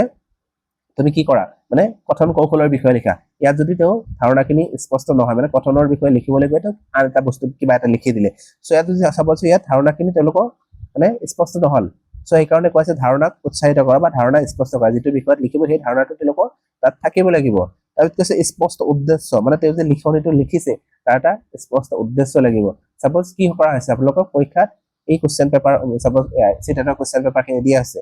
চিটেটৰ কোশ্চেন পেপাৰ দিয়াৰ পিছতে আপোনালোকে এটো লিখিব যাতে আমি এটো পাস কৰি চাকৰি এটা পাব পাৰো সেই এটো আপোনালোকৰ উদ্দেশ্য হয় নাই তেনেকুৱা ধৰণৰ উদ্দেশ্য এটাও কি কৰিব লাগিব থাকিব লাগিব তাৰ পিছতে আমি লিখনিখিনি আমাৰ ভাল হ'ব উদ্দেশ্য যদি নাথাকে এনে কিবা কিবি লিখিছো সেই লিখনিটো কেতিয়াও ভাল লিখনি নহয় তাৰপিছত সৃষ্টিশীল লেখা যেটো আগতে পালো মানে লিখনিখিনি নিজৰ সৃষ্টিৰ পৰা হ'ব লাগিব নিজৰ মানে ফালৰ পৰা কিবা এটা হ'ব লাগিব সো এইবোৰ হৈছে লিখনিৰ এটা বৈশিষ্ট্য মনত ৰাখিব এতিয়া আহো আমি ইয়াৰ পৰা কেনেকুৱা ধৰণৰ কোশ্চেন আহিছে চাব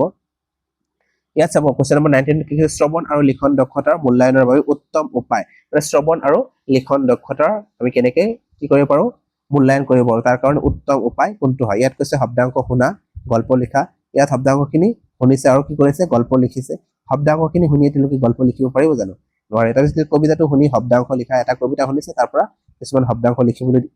দিয়া হৈছে তাৰপিছত কবিতা শুনাৰ পিছত প্ৰশ্ন উত্তৰ দিয়া ইয়াত কৈছে কবিতা এটা পঢ়া হৈছে বা শুনিছে শুনাৰ পিছত তাৰ প্ৰশ্ন উত্তৰ দিবলৈ কৈছে ইয়াত আমাক কি কৈছিলে যে শ্ৰৱণ আৰু লিখনৰ দক্ষতাৰ কথা কৈছিলে ন ইয়াত যদি চাব যে অপশ্যন নম্বৰ 4 কি কৈছে যে শুনা কাহিনীটো নিজৰ ভাষাত লিখা ইয়াত কি কৈছে তেওঁ যিটো শুনিছে বা যিটো প্ৰথমে তেওঁলোকক কৈ দিয়া হৈছে আৰু কোৱাৰ পিছত সেইটো নিজৰ ভাষাৰে যেতিয়া লিখিবলৈ দিয়া হ'ব ইয়াত কি কৰা হৈছে শ্ৰৱণ আৰু লিখন দুয়োটা দক্ষতাই ধুনীয়াকৈ প্ৰকাশ পাইছে সো এইটো অপশ্যন নম্বৰ 4 টো হ'ব ইয়াৰ উত্তৰটো এতিয়া নেক্সটত কি কৈছে চাব তলৰ কোনটো লিখৰ বৈশিষ্ট্য নহয় মানে লিখনৰ যে বৈশিষ্ট্যবোৰ আমি পালো ইয়াত কৈছে কোনটো লিখনৰ বৈশিষ্ট্য নহয় ইয়াত কৈছে মৌখিক প্ৰতিবেদন দাখিল কৰা মৌখিক প্ৰতিবেদন আমি যেতিয়া দাখিল কৰিছো কিবা এটা বস্তুৰ বিষয়ে মই প্ৰেজেন্টেশন দিছো মৌখিকভাৱে দিছো ইয়াত কোনো লিখনি লিখা নাই সো ইয়াত কি হ'ব এটো লিখনৰ বৈশিষ্ট্য নিশ্চয় নপৰে বৈশিষ্ট্যৰ ভিতৰত নপৰে সো ইয়াত যদি চাব যে অপশ্যন নম্বৰ 1 টো ইয়াৰ শুদ্ধ উত্তৰ হ'ব তাৰপিছত কৈছে ভাল সংগঠন সুসংগঠিতভাৱে লিখিব লাগিব সেইটো পালো এইটো লিখনৰ বৈশিষ্ট্য হয় তাৰপিছত স্পষ্ট উদ্দেশ্য এটা থাকিব লাগিব এইটো লিখনৰ বৈশিষ্ট্য ব্যাকৰণৰ সঠিকতা সো এইবোৰ হৈছে মানে লিখনৰ একোটা বৈশিষ্ট্য কিন্তু মৌখিক প্ৰতিবেদনটো লিখনৰ বৈশিষ্ট্য নহয় সো এই ক্ষেত্ৰত অপশ্যন নম্বৰ 1 টো ইয়াৰ শুদ্ধ উত্তৰ হ'ব এটাও নেক্সটলৈকে আৰু এটা কোশ্চেন দিয়া আছে চাব 21 নম্বৰ কোশ্চেনত দিয়া আছে যে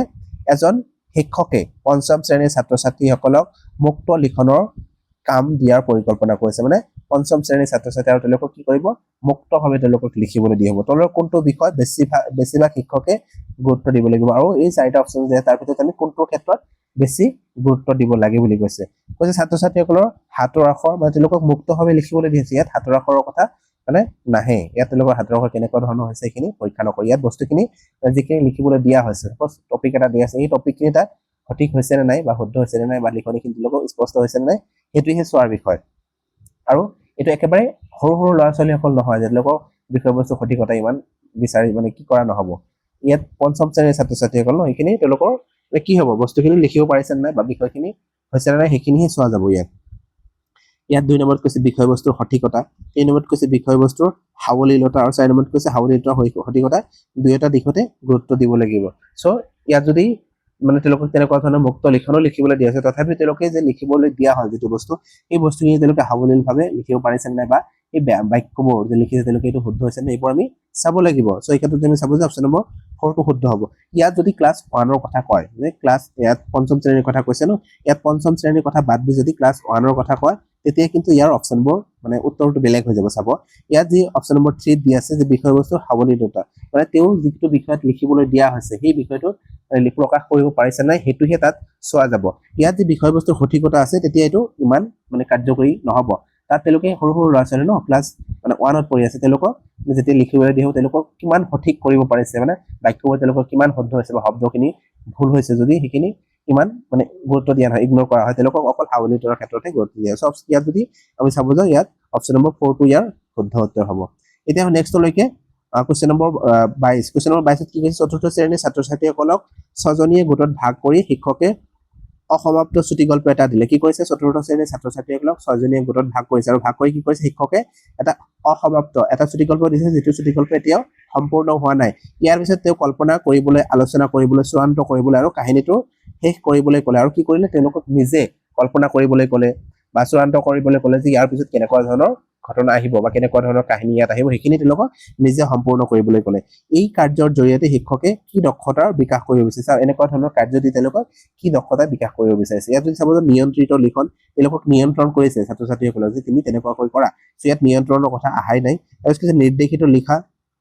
তেওঁলোকক নিৰ্দেশ দিয়া আছে যদিও তেওঁলোকক নিৰ্দেশ দিয়া হৈছে কিন্তু ইয়াত নিৰ্দেশৰ কথা নাহে ইয়াত তেওঁলোকক ভাবিবলৈ কোৱা হৈছে সৃষ্টি কৰিবলৈ কোৱা হৈছে ইয়াত কেনেকুৱা ধৰণৰ হ'ব এইখিনি তেওঁলোকে নিজে বনাব লাগিব ইয়াত যদি আমি চাব যাও অপশ্যন নম্বৰ 3 সৃষ্টিশীল লিখনটো হ'ব ইয়াৰ শুদ্ধ উত্তৰ এতিয়া নেক্সট কোশ্চেন হয় চাব ইয়াত দিয়া আছে লেখনৰ প্ৰকাৰ লেখনৰ বিভিন্ন ধৰণৰ ভাগ ইয়াত দিয়া আছে চাব লেখনৰ বিভিন্ন ধৰণৰ ভাগ আছে যেনে ধৰণৰ বৰ্ণনাত্মক লিখন ডেসক্ৰিপটিভ ৰাইটিং তাৰপিছত কিছু নেৰেটিভ ৰাইটিং বা আখ্যানমূলক লিখন তৰ্কমূলক লিখন এনেকুৱা ধৰণৰ লিখনৰ বিভিন্ন ধৰণৰ ভাগ আছে এই ভাগবোৰ আমি এতিয়া চাম ইয়াত চাব দিয়া আছে মই দিছো ইয়াতে বৰ্ণনামূলক লিখন বা ডেসক্ৰিপটিভ ৰাইটিং কি হয় যে কোনো ব্যক্তি স্থান বা ঘটনাৰ বিষয়ে সবিশেষ যেতিয়া বৰ্ণনা কৰা হ'ব তাকে আমি বৰ্ণনামূলক লিখন বুলি ক'ব পাৰো আকৌ কোৱা হৈছে যে বিৱৰণমূলক লিখন বা নেৰেটিভ ৰাইটিং বা আখ্যানমূলক লিখন বুলি আমি কাক ক'ব পাৰো যে কোনো কাহিনী বা ব্যক্তিগত অভিজ্ঞতাৰ ধাৰাবাহিক প্ৰকাশ মানে কোনো এটা মানে কাহিনী মই বাস্তৱ জীৱনত দেখি আহিছো মানে ব্যক্তিগতভাৱে চাইছো আৰু চোৱাৰ পিছত সেইটো আমি নিজে যেতিয়া লিখিম ধাৰাবাহিকভাৱে লিখি গৈছো তাক আমি বিৱৰণমূলক লিখন বুলি ক'ব পাৰো আৰু সাপোজ ইয়াত কি কৈছে 3 নম্বৰত কৈছে তথ্যমূলক লিখন বা এক্সপজিটৰী ৰাইটিং কি হয় বা তথ্যমূলক লিখন কি হয় যে কোনো নিৰ্দিষ্ট বিষয়ৰ ওপৰত সত্য তথ্য আৰু বাস্তৱ জ্ঞানৰ প্ৰদান কৰা যি লিখন আছে তাকে আমি কি বুলি ক'ব পাৰোঁ তথ্যমূলক লিখন বা এক্সপজিটৰী ৰাইটিং বুলি ক'ব পাৰোঁ ইয়াত কি হ'ব মানে বাস্তৱ হ'ব লাগিব ঘটনাখিনি বৈজ্ঞানিক হ'ব লাগিব যিটো ঘটনা মই কৈছোঁ বা যিটো ঘটনা মই লিখি আছোঁ এইটো একেবাৰে বাস্তৱ ঘটনা বা সত্য ঘটনা বা বৈজ্ঞানিক ঘটনা তেনেকুৱা ধৰণৰ হ'লে আমি কি বুলি ক'ব পাৰোঁ মানে তথ্যমূলক লিখন বুলি ক'ব পাৰোঁ মনত ৰাখিব তাৰপিছত কি যুক্তিমূলক লিখন কি হয় যে যুক্তিৰ সহায়ত মানে কোনো এটা বস্তু মই পঢ়িছোঁ তাৰ বিষয়ে মই যুক্তি সহকাৰে কিবা এটা লিখিছোঁ যুক্তি দিছোঁ মই নিজৰ ফালৰ পৰা কিবা এটা যুক্তি দিছোঁ ইয়াক আমি যুক্তিমূলক লিখন বুলি ক'ব পাৰোঁ তাৰপিছত কি সৃষ্টিশীল লিখন ক্ৰিয়েটিভ ৰাইটিং কি হয় যে মই নিজৰ ফালৰ পৰা কিবা এটা সৃষ্টি কৰিছোঁ মই কবিতা এটা লিখিছোঁ গল্প এটা লিখিছোঁ বা উপন্যাস লিখিছোঁ এই তেনেকুৱা ধৰণৰ নিজৰ ফালৰ পৰা যিখিনি মই লিখি গৈছোঁ সৃষ্টি কৰি গৈছোঁ ইয়াকে আমি মানে কি কৰিব পাৰোঁ সৃষ্টিশীল লিখন বুলি ক'ব পাৰোঁ এতিয়া আমি ইয়াৰ পৰা কেনেকুৱা ধৰণৰ কোৱেশ্চন আহিছে চাব ইয়াত দিয়া আছে যে পৃথিৱী সূৰ্যৰ চাৰিওফালে ঘূৰি থকাৰ দৰে বাস্তৱিক তথ্যৰ সৈতে জড়িত লিখনিক আপুনি কোনটো শ্ৰেণীত ৰাখিব ইয়াত কৈছে পৃথিৱী সূৰ্যৰ চাৰিওফালে ঘূৰে এইটো কি হয় বৈজ্ঞানিকভাৱে সত্য হয়নে নাই পৃথিৱীখন সূৰ্যৰ চাৰিওফালে ঘূৰি থাকে এই যিটো সত্য ঘটনাৰ ওপৰত লিখ এটা লিখিবলৈ দিয়া হৈছে এই এনেকুৱা ধৰণৰ লিখনিক আমি কি বুলি ক'ব পাৰোঁ ইয়াত দিয়া আছে ব্যাখ্যামূলক লিখন বা তথ্যমূলক লিখন তাৰপিছত কৈছে বৰ্ণনামূলক লিখন বা আকৰ্ষণীয় লিখন তাৰপিছত আখ্যানমূলক লিখন আৰু বৰ্ণনাত্মক লিখন ইয়াত যদি আমি চাব যাওঁ ইয়াত কেনেকুৱা ধৰণৰ লিখন পাইছিলোঁ আমি যে বাস্তৱসন্মতভাৱে হ'ব লাগিব বা কি হ'ব লাগিব সত্য ঘটনাৰ ওপৰত আধাৰিত হ'ব লাগিব ইয়াত কি আছিলে তথ্যমূলক লিখন বা এক্সপজিটৰী ৰাইটিঙৰ ভিতৰত আমি ধৰিব পাৰিম ন ইয়াত দিয়া আছে ন তেনেকুৱা ধৰণৰ ইয়াত দিছে ব্যাখ্যামূলক বা বৰ্ণনামূলক বা আখ্যানমূলক এইটো যদি দিয়া আছে ব্যাখ্যামূলক লেখা বা তথ্যমূলক ইয়াত এই নামবোৰ আপোনালোকে চাব এক্সপজিটৰী যিটো ৰাইটিং আছে বা তথ্যমূলক লিখন আছে এইটোৰ বিভিন্ন ধৰণৰ বিভিন্ন সময়ত নাম দিয়া গৈছে ইয়াত দিয়া আছে যে ব্যাখ্যামূলক লিখন বা তথ্যমূলক লিখন ইয়াৰ ভিতৰত আমি ধৰিব ইয়াত তথ্য দিয়া আছে হৈছে নাই মানে বাস্তৱিক ঘটনা এইটো মানে সূৰ্যটো যে পৃথিৱীটো যে সূৰ্যৰ চাৰিওফালে ঘূৰে এইটো বিজ্ঞানসন্মতভাৱে সঁচা হয় সত্য ঘটনাৰ ওপৰত যেতিয়া আধাৰিত হ'ব তেতিয়া আমি তাক কি ক'ব পাৰিম ব্যাখ্যামূলক লিখন বা তথ্যমূলক লিখন বুলি আমি ক'ব পাৰিম মনত ৰাখিম ইয়াৰ শুদ্ধ উত্তৰ হ'ব অপশ্যন নম্বৰ 1 এতিয়া নেক্সটলৈকে ইয়াত আৰু এটা কুৱেশ্চন লোৱা হৈছে চাব ইয়াত কি কৈছে শিক্ষকে শিক্ষাৰ্থীসকলক পানী চক্ৰ বা ৱাটাৰ চাইকেলৰ বিষয়ে এটা প্ৰবন্ধ লিখিবলৈ ক'লে য'ত বাষ্পীভৱন ঘনীভৱন আৰু বৃষ্টিপাতৰ প্ৰক্ৰিয়াৰ বিষয়ে বৈজ্ঞানিক তথ্য উল্লেখ থাকিব লাগিব ইয়াতেও কি কৰা হৈছে যে পানী চক্ৰৰ বিষয়ে ৱাটাৰ চাইকেলৰ বিষয়ে লিখিবলৈ দিছে আৰু তাত কি কৰিব লাগিব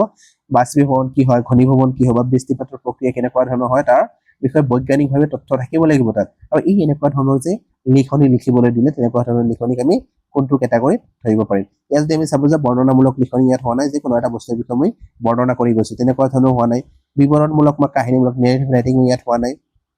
যে কিবা এটা বস্তুৰ বিষয়ে মই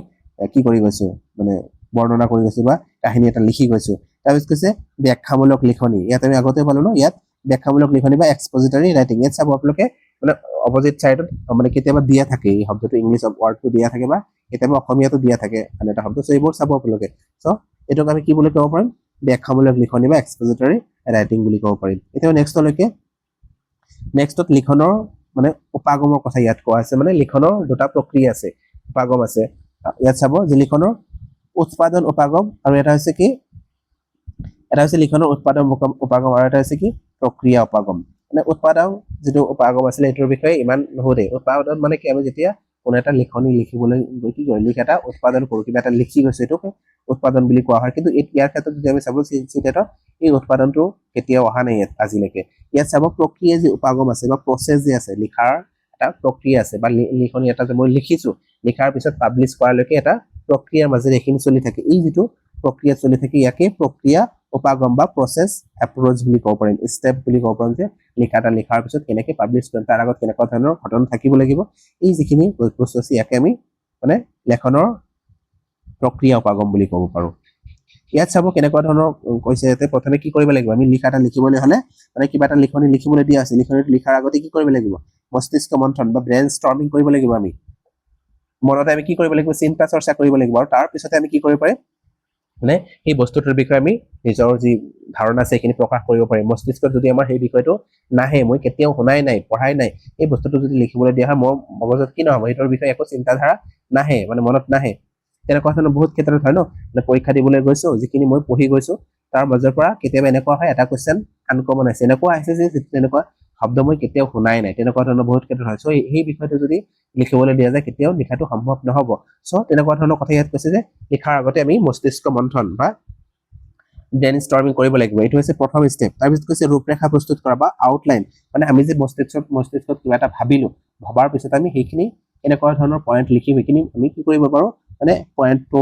1 2 হিচাপত দি আমি টুকি ৰাখিব পাৰোঁ মানে এইটো হৈছে ৰূপৰেখা প্ৰস্তুত তাৰপিছত কৈছে খচৰা প্ৰস্তুত আৰু এই যে তেনেকুৱা ধৰণৰ ৰূপৰেখা প্ৰস্তুত কৰিলো তাৰপিছত আমি সেইখিনিৰে আমি খচৰা প্ৰস্তুত কৰিম মানে লিখনিটো সম্পূৰ্ণ কৰিম লিখি যাম সম্পূৰ্ণ হৈ গ'ল লিখনিটো সেইটো হৈছে খচৰা প্ৰস্তুত কৰা বা ড্ৰাফ্ট কি কৰা হৈছে ৰিভিজন কৰা হৈছে তাৰপিছত কৈছে প্ৰুফ ৰিডিং তাৰপিছত কি কৰিম সেই লিখনিখিনি যেতিয়া মোৰ কমপ্লিট হৈ গ'ল লিখনিখিনি কমপ্লিট হোৱাৰ পিছত এইখিনি কি কৰি যাম আমি প্ৰুফ ৰিডিং কৰি যাম এবাৰ ওপৰে চাই যাম যে বস্তুখিনি শুদ্ধ হৈছে নে নাই বা ক'ৰবাত কিবা ভুল হৈছে যদি এইখিনি আমি ওপৰে চাই যাম আৰু ওপৰে যেতিয়া চালো কমপ্লিট কৰিলো যে নহয় ইয়াত একো ভুল নাই বা কিবা এটা ভুল আছিলে মই শুধৰাই দিলো আৰু তেনেকুৱা ধৰণৰ যেতিয়া প্ৰুফ ৰিডিং হৈ গ'ল তাৰ পিছত আমি কি কৰিব পাৰিম ফাইনেলাইজ কৰিব পাৰিম বা পাব্লিছ কৰিব পাৰিম এই যিটো প্ৰক্ৰিয়া আছে এই প্ৰক্ৰিয়াবোৰ মনত ৰাখিব ষ্টেপবোৰ মনত ৰাখিব যে প্ৰথমে ব্ৰেইন ষ্টৰ্মিং হ'ব তাৰপিছত কি কৰিম ড্ৰাফটিং কৰিম বা আউটলাইন ৰূপৰেখা প্ৰস্তুত কৰিম তাৰপিছতে ড্ৰাফটিং কৰিম বা খচৰা প্ৰস্তুত কৰিম আৰু 4 নম্বৰত কি কৰা হৈছে প্ৰুফ ৰিডিং আৰু 5 নম্বৰত কি কৰা হৈছে চূড়ান্তকৰণ এইবোৰ ষ্টেপ কেতিয়াবা দি থাকে যে ওলোটাকে দিয়া থাকিব এটা মানে ক্ৰমত সজাবলৈ দিব চ' এই ষ্টেপখিনি আপোনালোকে মনত ৰাখিব যে প্ৰথমে কি হ'ব ব্ৰেইন ষ্টৰ্মিং তাৰপিছত ৰূপৰেখা প্ৰস্তুত তাৰপিছত খচৰা প্ৰস্তুত তাৰপিছত ৰিভিজন কৰা তাৰপিছত কি কৰিব প্ৰুফ ৰিডিং আৰু শেষত চূড়ান্তকৰণ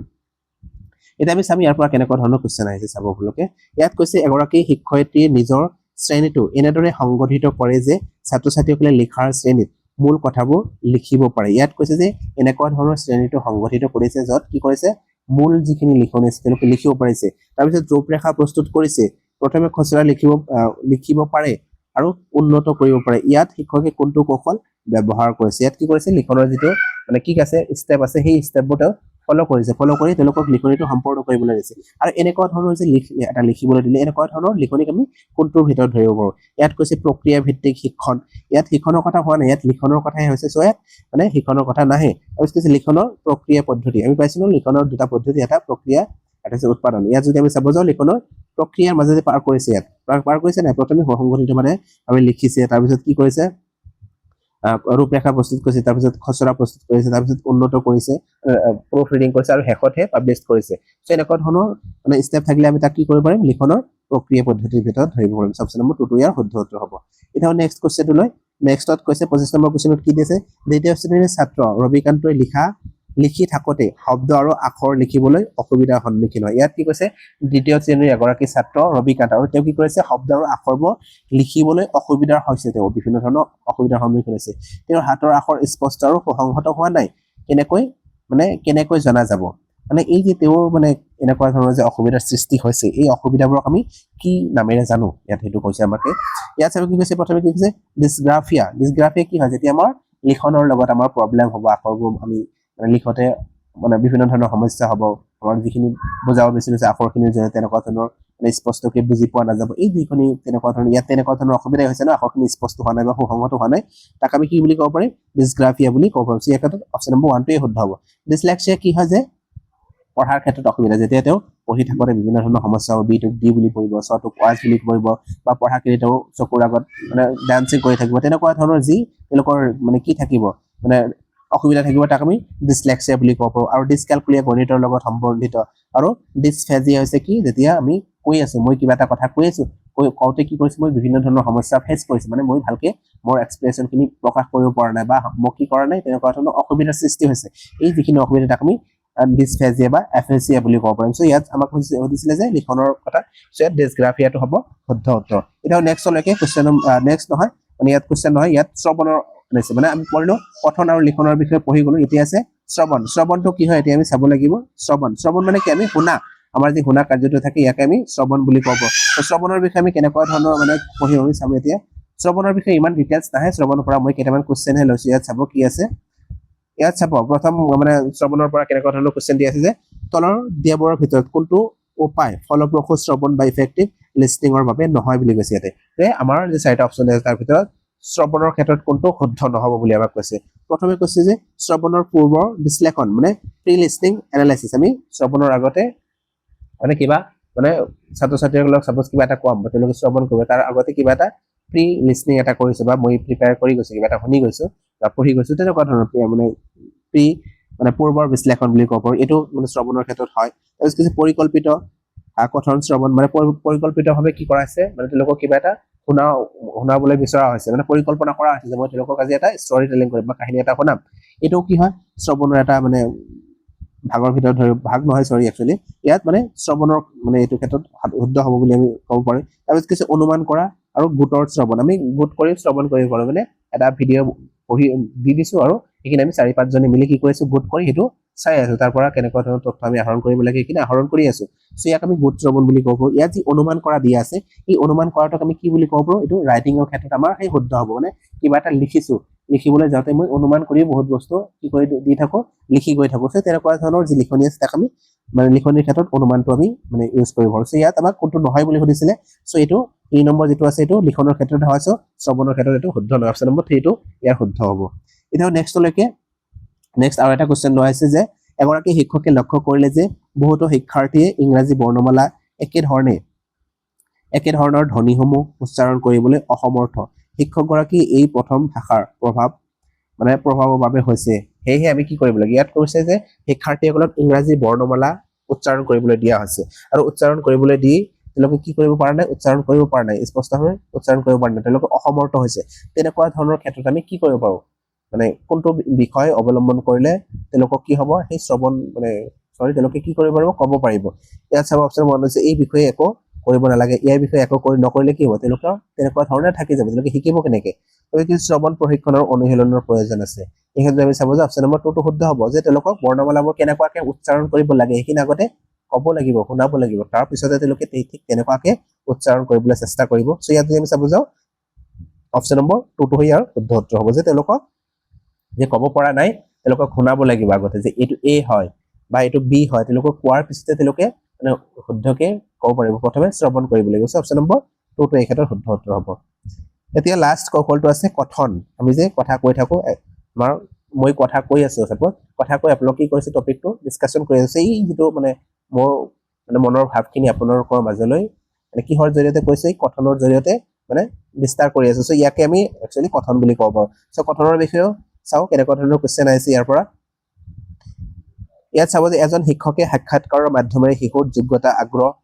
আৰু কি কৰিব বিচাৰিছে যোগ্যতা আগ্ৰহ আৰু আদি জনাৰ প্ৰয়াস কৰি আছে তলৰ কোনটো শিশুৰ ভাষা দক্ষতা হ'ব যাৰ মাধ্যমেৰে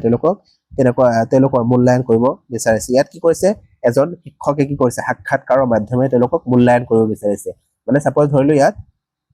মানে এজন ভাষা বিজ্ঞানীক মতা হৈছে জিন পিয়াজেৰ কথা সাপোজ ধৰি ললো মানে যে পিয়াজে ইয়াত মতা হৈছে মাতি কি কৰা হৈছে তেওঁক ইণ্টাৰভিউ এটা লোৱা হৈছে আৰু এই যে ইণ্টাৰভিউ ল'লে ছাত্ৰ ছাত্ৰীসকলে বা এজন ছাত্ৰই কি কৰিলে সেই ইণ্টাৰভিউটো ল'লে এই ইণ্টাৰভিউটো লোৱাৰ ফলত তেওঁৰ কি স্কিল মানে বিকশিত হ'ব এইটো আমি ক'ব লাগে আমি যদি মানে ক'ব যাওঁ যে যেতিয়াই মানে ইণ্টাৰভিউ লোৱা হ'ব ইণ্টাৰভিউ লোৱাৰ সময়ত কি কৰিব মানে সেই ছাত্ৰজনে তেওঁক প্ৰথমে সুধিব আপোনাৰ নাম জানে তথাপি সুধিব এবাৰ যে নাম কি হয় বা আপুনি ক'ৰ পৰা আহিছে বা আপুনি কি আৱিষ্কাৰ কৰিছে তেনেকুৱা ধৰণৰ বিভিন্ন ধৰণৰ যেতিয়া তেওঁৰ মাজত তেওঁলোকৰ মাজত কথোপকথন হ'ব মানে এজনে ক'ব আনজনে শুনিবনে নাই আৰু তেতিয়া যেতিয়াই সেই বিজ্ঞানীজনে জিন পিয়াজে যেতিয়া ক'ব যে মই LED মানে ভাষা যে আহৰণ কৰা হয় এইটো এটা মানে মগজুত এটা কি হয় যন্ত্ৰ লৈ তেওঁলোকে জন্মগ্ৰহণ কৰে এই তেনেকুৱা ধৰণৰ যেতিয়া কথাটো ক'ব তেতিয়া ছাত্ৰজনে কি কৰিব সেইটোৰ বিষয়ে শুনিব আৰু শুনাৰ পিছত তেওঁ প্ৰথমে ক'লে শুনিলে এই তেওঁলোকৰ কি বিকাশ হ'ল কথন আৰু শ্ৰৱণ দক্ষতাৰ বিকাশ হ'ল সো ইয়াত ইণ্টাৰভিউৰ মাধ্যমেৰে বা সাক্ষাৎকাৰৰ মাধ্যমেৰে তেওঁলোকৰ কি বিকাশ হ'ব বুলি আমাক এইটোৱে কৈছিল প্ৰথমে কৈছে শ্ৰৱণ আৰু লিখন কাৰ্য ইয়াত লিখিবলৈ দিয়া হোৱাই নাই সো ইয়াত লিখনৰ কথা নাই তাৰপিছত কৈছে কথন আৰু লিখন কাৰ্য কথনটো হৈছে ঠিকেই কিন্তু লিখনটো ইয়াত হোৱা নাই ঠিক তেনেকুৱা ধৰণৰ পঠন আৰু শ্ৰৱণ কাৰ্য ইয়াত তেওঁলোকক পঢ়িবলৈও দিয়া হোৱা নাই বা পঠনো কৰা হোৱা নাই সো এইটোও নহ'ব 4 নম্বৰত কৈছে শ্ৰৱণ আৰু কথন কাৰ্যকলাপ ইয়াত যদি আমি চাব যাওঁ তেওঁলোকক প্ৰথমে শ্ৰৱণ কৰিছে আৰু তাৰপিছত কথন এই দুটা কি হৈছে স্কিলৰ বিকাশ হৈছে সো শ্ৰৱণ আৰু কথন 4 নম্বৰ অপশ্যনটো ইয়াৰ শুদ্ধ উত্তৰ হ'ব এতিয়া নেক্সটলৈকে কুৱেশ্যন নম্বৰ 29 কি কৈছে যে এগৰাকী শিক্ষয়িত্ৰীয়ে পঞ্চম শ্ৰেণীৰ শিক্ষাৰ্থীসকলক বিভিন্ন ধৰণৰ জিভা মোচৰা খোৱা গীত টাং টুইষ্টাৰ কি কৰিছে মানে জিভাৰটো যাতে তেওঁলোকে উচ্চাৰণৰ জৰিয়তে মানে জিভাটো এনেকৈ তাক খুৱাই কিছুমান মানে উচ্চাৰণ শিকাই আছে তেওঁলোকে চ মানে অলপ ডিফাৰেঞ্চ এটা আছে ন ইয়াৰ মাজতে তেনেকুৱা ধৰণৰ কি কৰিছে তেওঁলোকক মানে শিকাই আছে টাং টুইষ্ট বা এটা গীত তেওঁলোকক শিকাই আছে তেনেকুৱা ধৰণৰ চাপ'জ মই ধৰিলে বগাকৈ বগলী বহলাই বহিছে এই তেনেকুৱা ধৰণৰ কি কৰিছে বটো বাৰে তেনেকুৱা ধৰণৰ মানে জিভাত যাতে তেওঁলোকৰ কি হয় পাক খায় তেনেকুৱা ধৰণৰ তেওঁলোকে কি কৰিছে শিকোৱা টাং টুইষ্ট কৰাই আছে তাৰ শিক্ষকজনে তেওঁ শিক্ষাৰ্থীসকলক কি শিকাব বিচাৰিছে আৰু এই টাং টুইষ্টাৰৰ জৰিয়তে কি কৰিব বিচাৰিছে শিক্ষাৰ্থীসকলক কি শিকাব বিচাৰিছে ইয়াত কৈছে শ্ৰৱণ কথন উচ্চাৰণ শ্ৰৱণ শিকাব বিচাৰিছে কথন আৰু উচ্চাৰণ শিকাব বিচাৰিছে তাৰপিছত কৈছে কথন আৰু পঠন শিকাব বিচাৰিছে ইয়াত কথন পঠনৰ কথা আহাই নাই ইয়াত জিভাৰ খেলহে পাতিছে যে জিভাটো কেনেকৈ আমি পাক খুৱাই বিভিন্ন ধৰণৰ উচ্চাৰণ কৰিব পাৰো তেনেকুৱা ধৰণৰ শিকাই আছে সো ইয়াত যদি আমি চাব যাওঁ 3 নম্বৰ অপচনটো দি আছে উচ্চাৰণ কৌশল মানে উচ্চাৰণ তেওঁলোকক শিকাই আছে উচ্চাৰণ কেনেকৈ কৰিব লাগে তেওঁলোকক সেইটোৱে শিকাই আছে এতিয়া নেক্সট কোৱেশ্চনলৈ কোৱেশ্চন নম্বৰ 30 কোৱেশ্চন নম্বৰ 30 কি দি আছে চাব যে তলত দিয়াৰ ভিতৰত কোনটো কাৰ্যকলাপ শিশুৰ কথন দক্ষতাৰ মূল্যায়নৰ বাবে ব্যৱহাৰ কৰিব নালাগে ইয়াত কৈছে যে শিশুৰ কথন দক্ষতা বিকাশ কৰিবলৈ হলে কোনটো আমি কৰিব নালাগে ইয়াত অপচন নম্বৰ 1 কৈছে পঢ়া পাঠটোৰ পৰা শব্দৰ অৰ্থ কোৱা মানে কিবা এটা পাঠ পঢ়াই গৈছে তাৰ পৰা শব্দ এটাৰ অৰ্থ ক'বলৈ দিছে তাৰপিছত কৈছে আপুনি যি পোছাক আটাইতকৈ বেছি পছন্দ কৰে সেই বিষয়ে কোৱা না আপুনি কোনটো পোছাক আটাইতকৈ বেছি ভাল পায় সেই বিষয়ে আপুনি ক'ব লাগে সো ইয়াত যদি আমি চাব যাওঁ ক'ব লাগিব কথোপকথন হ'ব তেওঁ ক'বলৈ দিয়া আছে আৰু তেওঁ কৈ আছে ধুনীয়াকৈ সো ইয়াত কথন দক্ষতাটোৰ বিকাশ হৈ আছে তাৰপিছত কৈছে নিজৰ পৰিচয় 4-5টা বাক্যৰ ভিতৰত দিয়া যে তেওঁ পৰিচয় দিব লাগে মই কোন হয় মোৰ নাম কি মই কি কৰিছো বা কি কৰি আছো এই তেনেকুৱা ধৰণৰ কি হয় মানে পৰিচয় দিব দিছে সো ইয়াত যদি পৰিচয় তেনেকৈ দিবলৈ দিয়া হয় তাতেও কথন দক্ষতাৰ বিকাশ হ'ব কৈ থকা হৈছে ন তাত তাৰপিছত কৈছে দেখুওৱা ছবিখনৰ 3টা বাক্যৰ বৰ্ণনা কৰা মানে এখন ছবি দিয়া হৈছে এটা ছবি দিয়া আছে আৰু সেই ছবিৰ পৰা কি তেওঁলোকে বুজি পালে সেইখিনি মানে কথনৰ মাধ্যমেৰে প্ৰকাশ কৰিব দিছে মানে বৰ্ণনা কৰিব দিছে সো ইয়াতো কি কৰা হৈছে কথন দক্ষতাৰ তেওঁলোকৰ বিকাশ হ'ব আৰু এই যি অপচন নম্বৰ 1 ত দিয়া আছে যে পঢ়া পাঠটোৰ পৰা শব্দৰ অৰ্থ ক'বলৈ দিয়া আছে ইয়াত যদি কথন মানে কিছু পৰিমাণে দিছে যে যেটো পাঠ পঢ়া হ'ল তাত এটা শব্দ কৈ দিছে সেই শব্দটোৰ অৰ্থ ক'ব লাগে ইয়াত কথন দক্ষতাৰ সিমান কি হোৱা নাই বিকাশ হোৱা নাই সো ইয়াত আমাক সুধিছিলে যে কোনটো কৰিব নালাগে সো আমাৰ যদি চাব যে অপচন নম্বৰ 1 টোই হ'ব ইয়াৰ শুদ্ধ উত্তৰ বাকি তিনিটা কি হয় ইয়াৰ ক্ষেত্ৰত শুদ্ধ হয় আৰু অপচন নম্বৰ 1 টো এই ক্ষেত্ৰত শুদ্ধ নহয় সো অপচন নম্বৰ আমাক সুধিছিলে যে কোনটো নহয় বুলি অপচন নম্বৰ 1 টো ইয়াৰ শুদ্ধ উত্তৰ হ'ব আৰু এটা কোৱেশ্চন লোৱা আছে ইয়াতে লাষ্ট এটোই হ'ব চাগে আজি তলত দিয়াবোৰৰ ভিতৰত কোনটো কৌশল ভাষাৰ উচ্চাৰণ শিকিবলৈ ব্যৱহাৰ কৰিব নোৱাৰি ইয়াত কৈছে যে 4টা যি অপচন আছে তাৰ ভিতৰত কোনটো আমি উচ্চাৰণ কৰিবলৈ ব্যৱহাৰ কৰিব নোৱাৰি বা ব্যৱহাৰ কৰিব নালাগে বুলি কৈছে গীত গোৱা মানে গীত গোৱাৰ জৰিয়তে কি হ'ব কথন বা উচ্চাৰণ আমাৰ বিকাশ হ'ব তাৰপিছত কৈছে কবিতা এটা পাঠ কৰিলে আমাৰ মানে উচ্চাৰণ হ'ব বা কথন ইয়াত প্ৰকাশ পাব তাৰপিছত কৈছে সমস্যাৰ পঠন মানে আমি যেতিয়া লাউড ৰিডিং কৰো মানে উচ্চ স্বৰে যেতিয়া পঢ়ো ইয়াৰ কথা কৈছে ইয়াৰ জৰিয়তেও কথন হ'ব বা উচ্চাৰণ কৌশল বিকাশ হ'ব আৰু কৈছে কাহিনী লিখিবলৈ দিলে ইয়াত মানে কি নহয় উচ্চাৰণৰ কথা ইয়াত নাহে বা কথনৰ কথা ইয়াত নাহে সো আমাক সুধিছিলে কোনটো আমি কৰিব নালাগে সো অপচন নম্বৰ 4 টো হ'ব ইয়াৰ শুদ্ধ উত্তৰ সো বন্ধুসকল আজি ভিডিঅ'টোত মানে ইমানেই আছিলে মানে যিখিনি আমাৰ কি আছিলে কৌশল আছিলে ভাষাৰ যি দক্ষতা আছিলে বা ভাষা শিকাৰ যি কৌশল আছে এইখিনি আমি গোটেইখিনি আলোচনা কৰিলো যদি ভিডিঅ'টো ভাল পাইছে লাইক আৰু শ্বেয়াৰ কৰিব আৰু এতিয়াও যদি আমাৰ চেনেলটো সাবস্ক্ৰাইব কৰা নাই সাবস্ক্ৰাইব কৰি কাষত থকা বেল আইকনটো দবাই ৰাখিব এনেকুৱা ধৰণৰ ভিডিঅ' পাই থাকিবলৈ কি কৰিব আমাক ফলো কৰি ৰাখিব সো ভিডিঅ'টো শেষলৈ চোৱাৰ বাবে ধন্যবাদ ইমানতে সামৰিছো